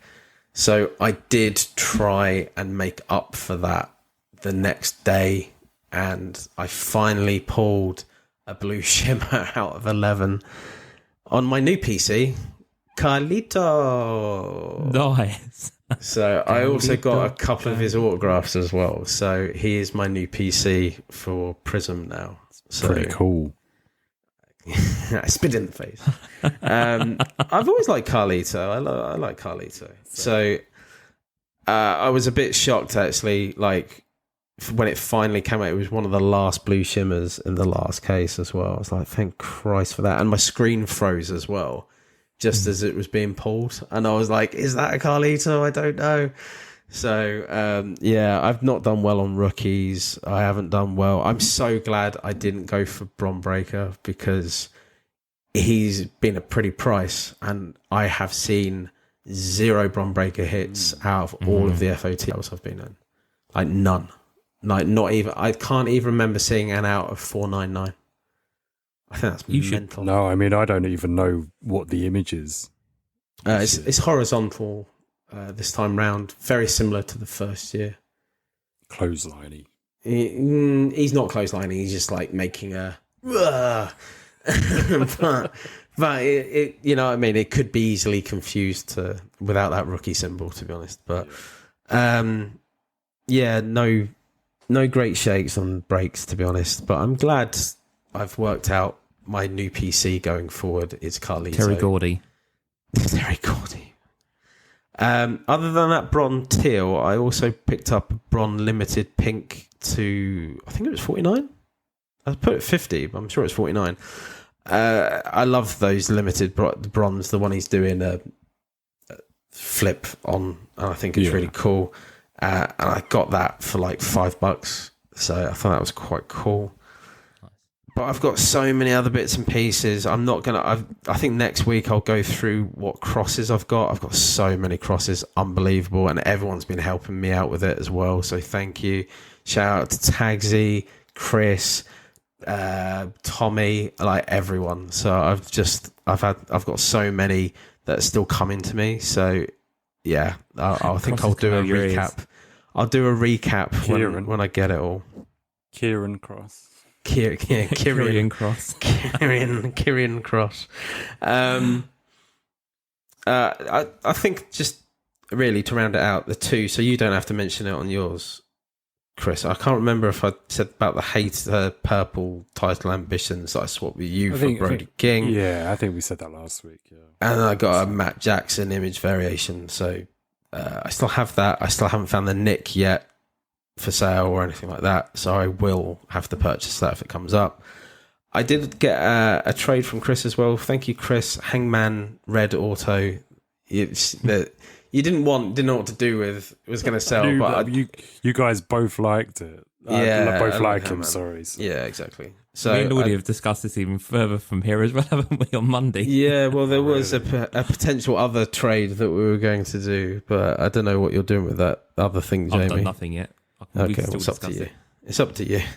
Oh, but, okay. I think I might know here. Yeah. So I don't care. know. But you're at the moment, Lloydy is well in my pocket. So if I ever want a pitcher of beer or something, wow, all in, I'll be like, oh, Dave. Oh wow, Remember this? That's a shocker. But yeah, I'll sort you out eventually. 100%. Oh, God, yes. What was weird with that though is I only posted a picture on my Instagram stories of that, and somebody messaged me on Facebook about it, and I'm like, how did you make the? I mean, I'm not exactly shy about giving out my info, but I don't know how they made the jump from just message me on Instagram. Do you know what I mean? And I said I've got a couple of buddies who are Hangman guys, so Yeah. I'll go to Yeah, them we guys. are. You know, That's we it. like Hangman. Just want Well, him to you be a even bit said more it successful. in the last pod. You actually said you're in the market for one. So Yeah. I just want him to be more successful. I think, to be honest, more so is that every time I've put it on, Stanley's always been... I've always liked him, but Stanley's always liked him as well, to be honest. So it's Not grumpy Hangman though. Don't like grumpy Hangman. A bit. Yeah, he's a bit dour at the minute, isn't he? So I didn't he don't know. lose to Derby the other week? It's Mate, crazy, well, isn't it? He's aggressive Hangman. So yeah, that's it for now. I've got so many other stuff to do, but look, I'll do it for the weeks. Chris, go on. Cool. So similar to Dave, I've wheeling and dealing 24/7. So I'll just say some of the better stuff or the cooler stuff, or the stuff that has made me happy, like the friends and do you know what I mean? People helping you out, that kind of thing. Undertaker Gold, you did mention it on the Cardtricks special. That was a really big hit for me. I was very pleased with that. So yeah, thank you for adding that in the special. Breaks wise, so Chris was pulling 101s out on Cardtricks, and I had a few spots in that, to be fair, so I'd pre-bought a few spots and whatever. I went over to Card Shop Live, and they were doing a half case of Slam Attacks Chrome. I picked up the Randy Orton spot for £1.67, so $2. And hit the 1 of 1 gold vinyl superfractor of his RKO finisher. Well done. So yeah, definitely my biggest Mate, sort of What not hit of the year that is, isn't it? For There you go. $2. Somebody did put in the chat, they literally just put $2, and I was like, yeah. Even when I bought that spot for $2, I was surprised that somebody else hadn't bid me up a little bit, maybe like 4 or 5 or Mate, way it goes, people aren't bidding on that. Randy with Hobby Love, it's weird. Sometimes he goes really strong. It all depends. Like if you get 2 people who want that spot, it's going to go up. yeah, definitely. But if you don't, then you're going to have a lucky night, I think. That's it. Lucky night it was. So yeah, I've got a decent little Randy PC as well. I don't overly go out to buy, but if I hit like a Randy card, I usually keep it because he's a cool guy. So yeah, I was well happy with that. Did all right in the break on the overall side of it. I think I hit like 7 or 8 numbered cards. I know what spots to go for. I know what hits in that set. So yeah, that was cool. I need to get myself a Randy 101. I sold my other one to Lloydy. You've got a Randy 101. I now need a Randy 101, You don't can't I? have my one. No, I need to get myself a Randy 101 so we've all got one. Definitely. I think I know of a good trade actually that I can give you. I've still got that card I got from Danny, haven't I? That Randy Orton that's like a 6. It's like a 6 or an 8 or something, isn't it? Crack it, mate. You can have it if you want. I don't want it, so. Okay, well, let's chat off air. We'll see what we can do. Well, no, that's for Chris. You need a 101, Is that Jamie. That's like a to 25. You need or to yes, 99 Oh, or well, something. Jamie needs I don't want a Stainless 25. styles, I I'm wanna say. I'm talking for Chris. If you The Randy PCer. Yeah, you can have that for his Randy. But no, Jamie, you need a 101. Jamie, you need to I'll hit a buy 101. This is 7 as well. Insert Jamie. Insert Yeah. 7. So, This is our 7th since we've started our 7th 1 of 1 pull. And Jamie, you've only pulled 1 so far. yeah. You're now lagging, boy. You need to start ripping and a tearing. You never know. You might actually hit Canadian blasters. you might, if you keep going into Prizm like you're doing, Terry you might hit a Funk, 101 and yeah. Yeah, Wouldn't be 101 surprised. Tesla. Back to my purchases. Staying Sorry. with Slam Attacks Chrome. Sorry. Gary from the ATP, he let me know of a few oranges, the autos on ComC that were going cheap. So it was Mustafa Ali and Ciampa. So not like big names, but to get both of those autos, I think they were like a tenner or just below a tenner each. That's still good for me. And staying with ComC, Action Packed. I managed to grab a Shawn Michaels action pack for $6.99. Nice. So that was a decent price on that. And staying with Action Packed, I did a Facebook deal with a guy called Shane. Big up Shane, very nice guy. And it was just a random bundle of cards, but it had one action packed in it that I needed, which was Bianca Belair. So I've now got that. I'm down to 6. So I need 6 more, but they're all the big, it's Cody, Rhea, Trish, those kind of people. So there's only 24 of them, isn't there? Because there's one missing card. If you look at the set list, like there's no like number 19 or something like that. There's only 24, not 25. Oh, so maybe I only need 5. I only noticed that the other day. I'll double check into that. Who could that have been though? Who would have maybe been in number 19 that they would have had to take out? Oh, Brock. Probably, yeah, I guess. Maybe, I don't know. Ronda Rousey, who knows? So yeah, Dave, that also had the green edge that I sent a picture of earlier. Yes. If you need that, that's yours. And whilst I was away, I was kind of missing my normal card kind of routine. So I basically bought a pack of Allure every day. And I will stand by that is the best way to do it. It is better than buying a box. I've probably done more than 10 packs, but I've hit 2 autos, 2 numbered to 35, multiple 199 or 299s. And in a box, I've opened 2 boxes, 1 physical and 1 e-pack.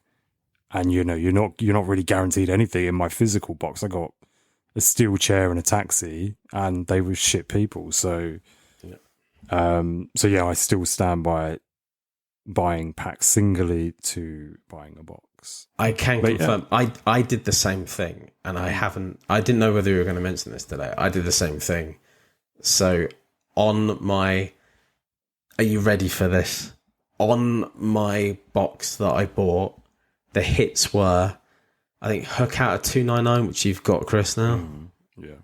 I think it was out of 99. Jeff Jarrett. And Red Auto. What's his name? QT Marshall. Oof. Imagine that in a box. I was like, well, yeah. joking. So my box was a Lee Moriarty taxi and a JR steel chair. Yeah, that was, and I got like one. I got a CM Punk to 199 and a Jade to 299, I think. But yeah, it was really not very good. I was not happy. That video never made my YouTube channel, so that's how bad shows it was. you. That's how annoyed I was about it. So. I mean, I agree as well. I've done the same thing. When I saw you guys were buying a packet, I've kind of done the same thing.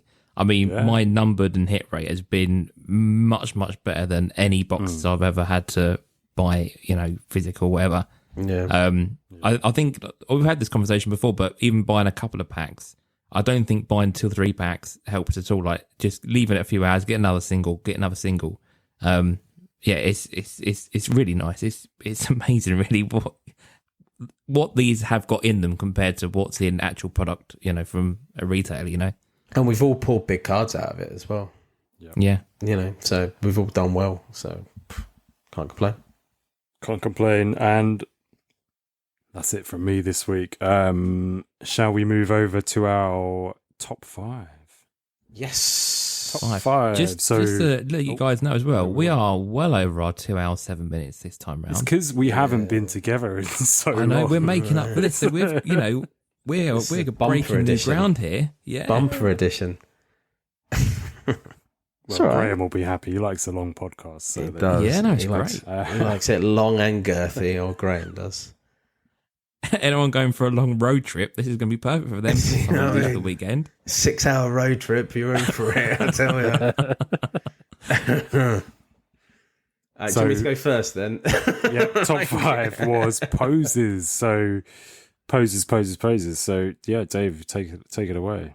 So I went for Chris Masters tops 2010. So him doing a proper, bicep, real, like up there. But the thing is, if you see on his little pants that he's wearing, there's also a red doing the same pose as he is, like red arms doing the same pose, but it looks like it's coming out of his penis. So I thought that was quite funny. That is quite cool. Yeah, it was quite cool. Is this before or after he was knocking on people's doors to get their PCW copyright DVDs? Was that before or after this, 2010? I just don't know, JB. Gotta be. Yeah. But have a look, like, guys, if you haven't seen this guy. I haven't seen that one. Yeah, I would like to see that. It's a bit weird. Number 4, I thought I'd do Jade Cargill a bit proud on here. Prizm 24. I love her pose on that card. It's great. I saw the FOTL Gold come out of that as well. The out of 5 come out of that over the weekend. And it was just a beautiful card. It's really nice. And yeah, that might go down as one of the better cards to come out this year. So cool. I went for Hogan 87 Tops. This is the spangly bannered one, the red, white and blue one where he's proper going rah. I think it's just classic Hulk Hogan pose. You have to have Hogan on the list for posing, man. Number 2, I went for Billy Graham. I think he's the king of posing. He loves it. Like, I think the theme here has been all muscly men. Yeah, I did Posing with notice a that yours are bicep. very Yeah. muscly. But the fact of the matter is, muscly men pose a lot. And this Billy Graham from IMAC 22 all-time greats, and he's proper doing a Bruce Forsyth. Good game. On there, I think that's great. And number 1,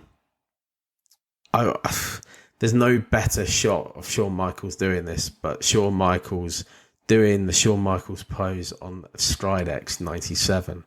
I love Stridex cards. I so need to get one into my PC. I still haven't done it.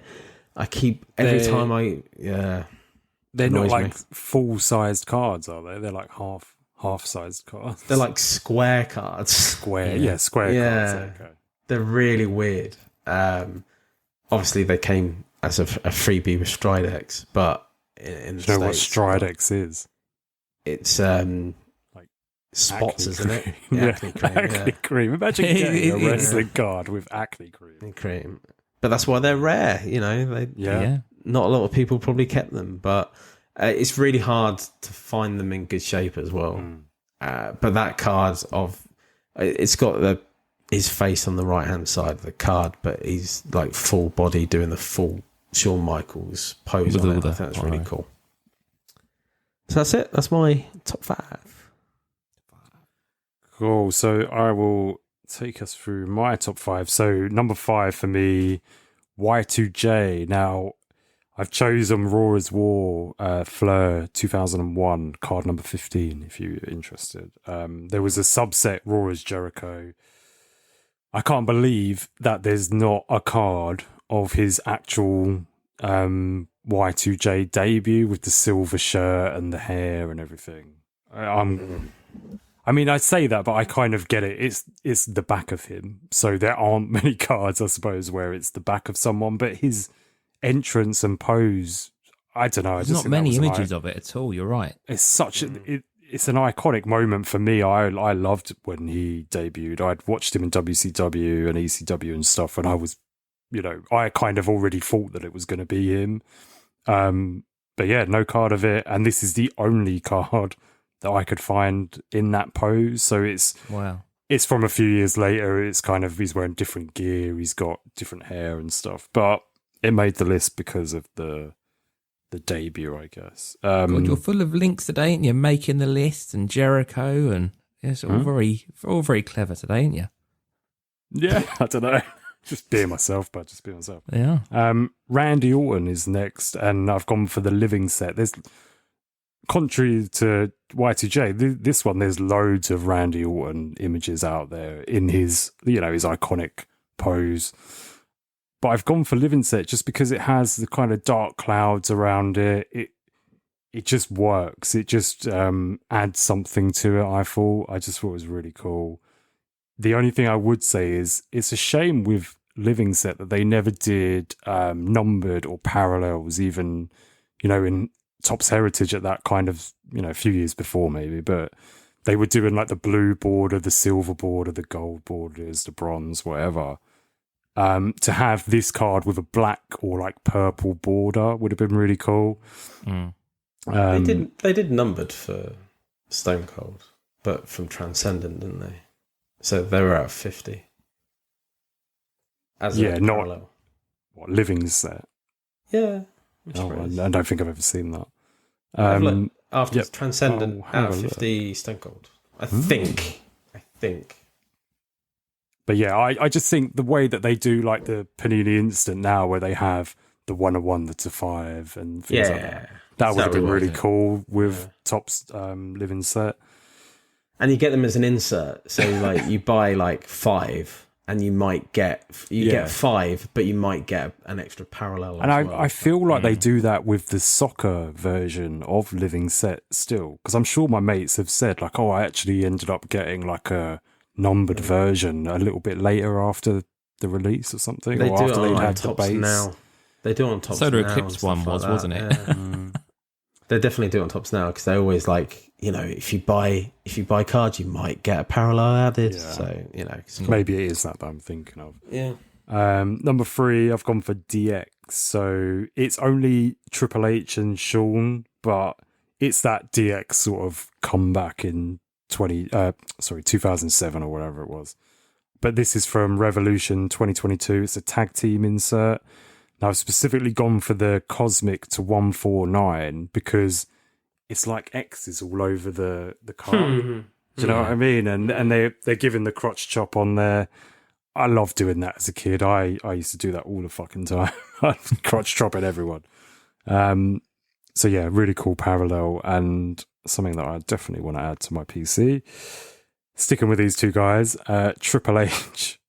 Optic 2023 from Chronicles.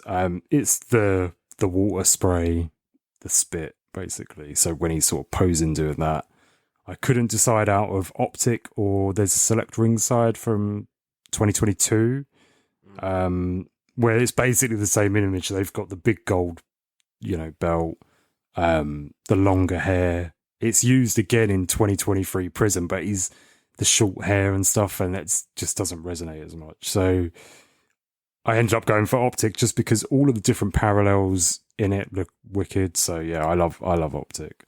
And then number 1, I've copied Dave and I've gone for the same pose. I've gone for a different card. I've gone for Prizm 2022, the red to 199. It's in my opinion, I think even better than Hogan's pose. I don't know. It's just, yeah, really cool. I think Prizm photography each year has been really good. I do get what people say about the blank spaces and stuff, but yeah, I just think with this card it just works. And the red goes with it.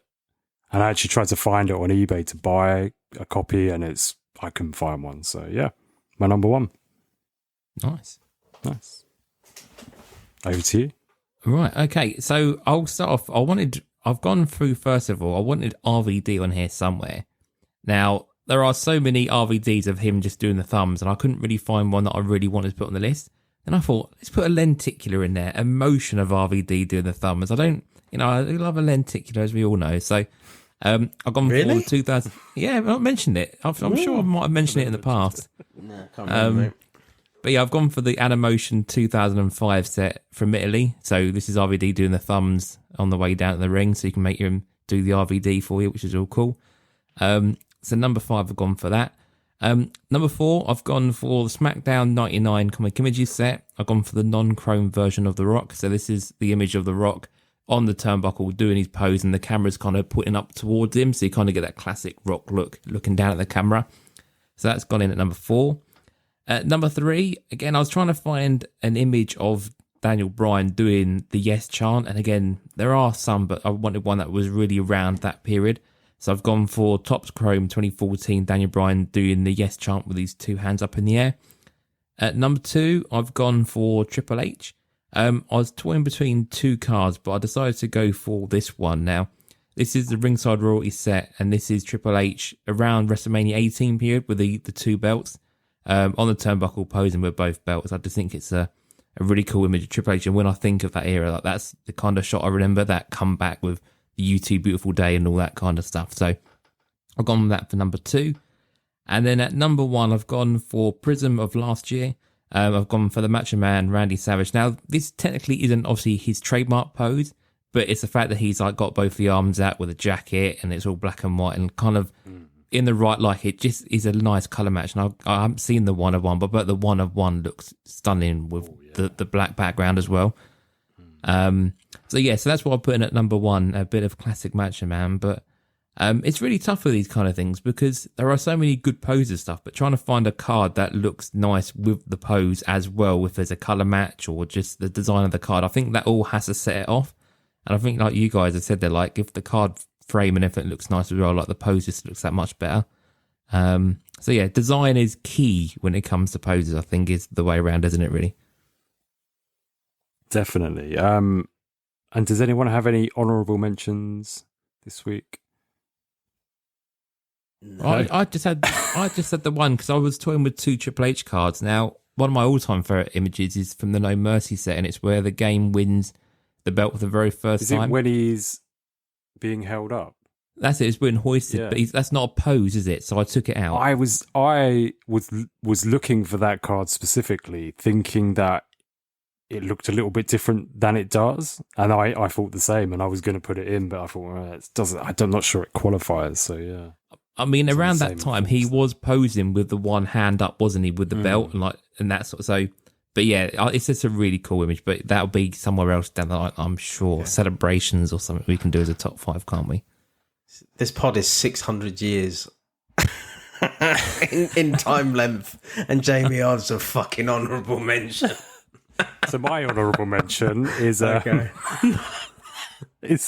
I wanted to put Hogan on, but it's just always in my top 5, and I'm like, no, this time, no. Even though it's his kind of thing, isn't it? The pose off or whatever. But anyway, right. Let's no honourable mentions for me. No honourable mentions. Right. Move on. Let's no Mega 5 either. Clock it. No countdown clock. They're all good. No. Mega 5 it.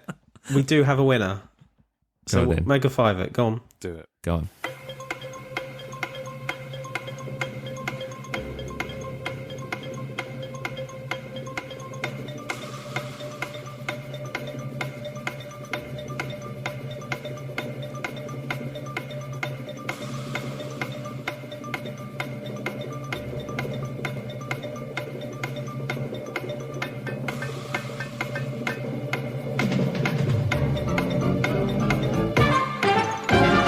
We're back. It's the 30 seconds up. Quick Mega 5 here. Dave's got places to be. No. The winner is not on this list. 100%. The winner is not on this list. There is one card with one pose, and I'm just going to put it onto your chat now. One sec. The card. The episode is 3 hours long, and Lloydy wants to send us a photo. There you go. Because we can't see his screen. Oh, that's the winner. That's the winner. Colonel Chaos. That's a Hall of Famer, mate. Hall of Fame. Sam, very much lovely Sam, answered the call and created a Colonel Chaos. It's from the Legend Superstar. It's from Superstars, WWE Top Superstars Legend base card of Sergeant Slaughter, and he's created it into Colonel Chaos as Jamie. As a 1-of-1. It's all our dreams come true, and if there's a card that's been posed that is amazing, it's this card. So there you go. That's the winner. That's the winner today. Boom, the rest all come second. There you go. The rest are all good, but yeah. I will say something for this though. Is like we've now had the Cambridge Killers, so we've got a tag team with me and Chris. We've had 2 solo cards in the Milton Keynes Mauler and now Colonel Chaos. We now need a tag team between Lloydy and Chris being made by a card. Well, he said the next one's going to be dual auto, which is going to be interesting because who's going to be what? We signing it? I don't know. Oh, that's interesting. So I don't know. Have to get paid. Yeah, I don't sign for free, bud. Like no. So yeah, there you go, Jamie. Well done. You are our top 5. You're our top Mega 5 winner. poser. There you are. Well done. Well, there you We're go. waiting all show for that. That's amazing. Sorry, Total Jamie. chaos. No, it's cool. I'm happy, mate. I want that nice. card coming my way at some point. It's got Yeah. I'll stick it in your box. I've had that card before. Yeah. Have you really? Yeah, I had that card first, and I sent it to someone else, probably back to Sam. I didn't realise. Yeah, I was going to put it in my. card. Yeah, I was going to put it in my SCR PC, which is a thing. It is It is a thing. I've got a whole folder in that. I give all mine away. I've got my one of one. That's it. I've got Sam cuts all his up. Yeah. I got the set that Jamie gave us at Christmas as well. I love that set, That's mate. in Thank there, you for yeah, that. that's That's really cool. But everything else I've just given But- away to people. Yeah, there you go. Cool. Right, we ready to say our Shall we send it home? goodbyes? I think we're Yeah, let's all do it. good. Yes. Jamie. Right, so I gave the plugs early on for the SCR feed. If you miss that, rewind back an hour and a half, and then you can listen to the plugs of what's on the SCR feed. But you can find us on Facebook. We're at Square Circle Roulette Podcast on Facebook. Come join the group. Again, we normally do bits and pieces. Most of the stuff is people posting their mail days and stuff in there, and just kind of doing bits and bobs. So do check out the Facebook group. If you want to find us over on Twitter, we're at SCR Pod. And if you want to find us on Instagram, we're at Squared Circle Roulette Pod on Insta. As always, if you want to support Cardtricks, you can find their WhatsApp community on WhatsApp. And if you haven't used them before on Whatnot, you can go and use the code SCRNEW for £5 off your first break. They've got Prizm coming up over the next few days. They've still got some Chronicles, I think, coming up over the next few days. And they've got some more AEW stuff as well. So lots coming up on the card trick side of things, so do check them out. And I think that covers us for plugs on my side of things. Cool, I'll go next. Find me on Instagram, Cambridge Trading Cards. Daily pictures at the moment. Mail calls, shout outs are back. Really, really trying with Instagram. I just think it makes the most sense. Do you know what I mean? Like, using that platform for this hobby just makes the most sense. It's art, it's cards, it's images. So, and Jamie, I would love to see you make a return on Instagram to the SCR feed, because I'm on there, but it was your kind of imagery that was the collection mainstay stuff. on our Bubba. yeah. Get it back in there, get it back. It's your bubba. That's it. So yeah, we'll keep that going, and yeah, if you want to see my personal mail days, they're all on Instagram at the moment. Still on YouTube. I'm up to 560 subscribers now. So Nice. getting close to that 1,000 mark. And I'm very close in terms of like views and hours watched and stuff. So obviously the end goal there is to get monetized so that I'm actually getting paid to open cards. So yeah, maybe not far off there. Coming up, I'm hoping to get some Prizm a hobby box, or some blasters, and I've got some older stuff as well, with some stickers, Heroes of WWE or something it was called, and some Adrenaline. So yeah, lots coming up. I actually had a really bad problem with my hand recently. I had a giant scab thing on my hand. So although it seems like not a big deal, it wasn't exactly a big deal for me personally, but I'm like, no one wants to see some scabby hands, do you know what I mean, opening cards. So I've had to leave it for like a month now. So yeah, I'm raring to go and open some cards again. So yeah. Cool, man. Nice. Cool. And Dave, where can we find you? _Lloydy boy on Insta. I'm still there. But okay, yeah, don't. Okay. You I thought nearly it was- got some messages last week, didn't you? No, it was nice. Was with, it? Go on. Was it not on Instagram that somebody messaged you? Was it somewhere else? I can't remember. You mentioned it last. Yeah, no, I did, but nothing since then. But it was nice that Danny Medina reached out to the show and said he's been binge listening, and thank you very much for the Breaker of being the nominated. Year Yeah. nomination. Yeah, cool. Just wait and gets a couple of weeks behind, or a couple of shows behind. Where when I say he's got sausage fingers, I can't wait Fat for hands, that. yeah. Fat hands. but you said it. I listened to that episode Strong hands. recently, and you said strong hands. Strong yeah, hands, so- yeah. They're like Strong they're hands. not fat. They're muscly fingers. You can And you're welcome. You guys are welcome that I let you know that he had messaged. Because I want to see it. Yeah, Probably wouldn't he see literally could rip open a Volvo with just one hand. It's Like Mark pretty Henry could. Yeah. There you go. Okay, cool. Let's go. I will actually will say really quickly, sorry, go on. just digress really quickly. Junior, on his breaks this week, was opening up his boxes with a butcher's knife, and I thought, I've never seen anything so macabre. He was slicing the film. I was like, He changes his knives from break to break, though. I've seen it. Oh, it was the maddest thing I've seen on a break for a long time. I was like, what? Yeah. Anyway, let's finish this episode. Let's go home. Say boy. his name and he appears. Fuck off, John Cena.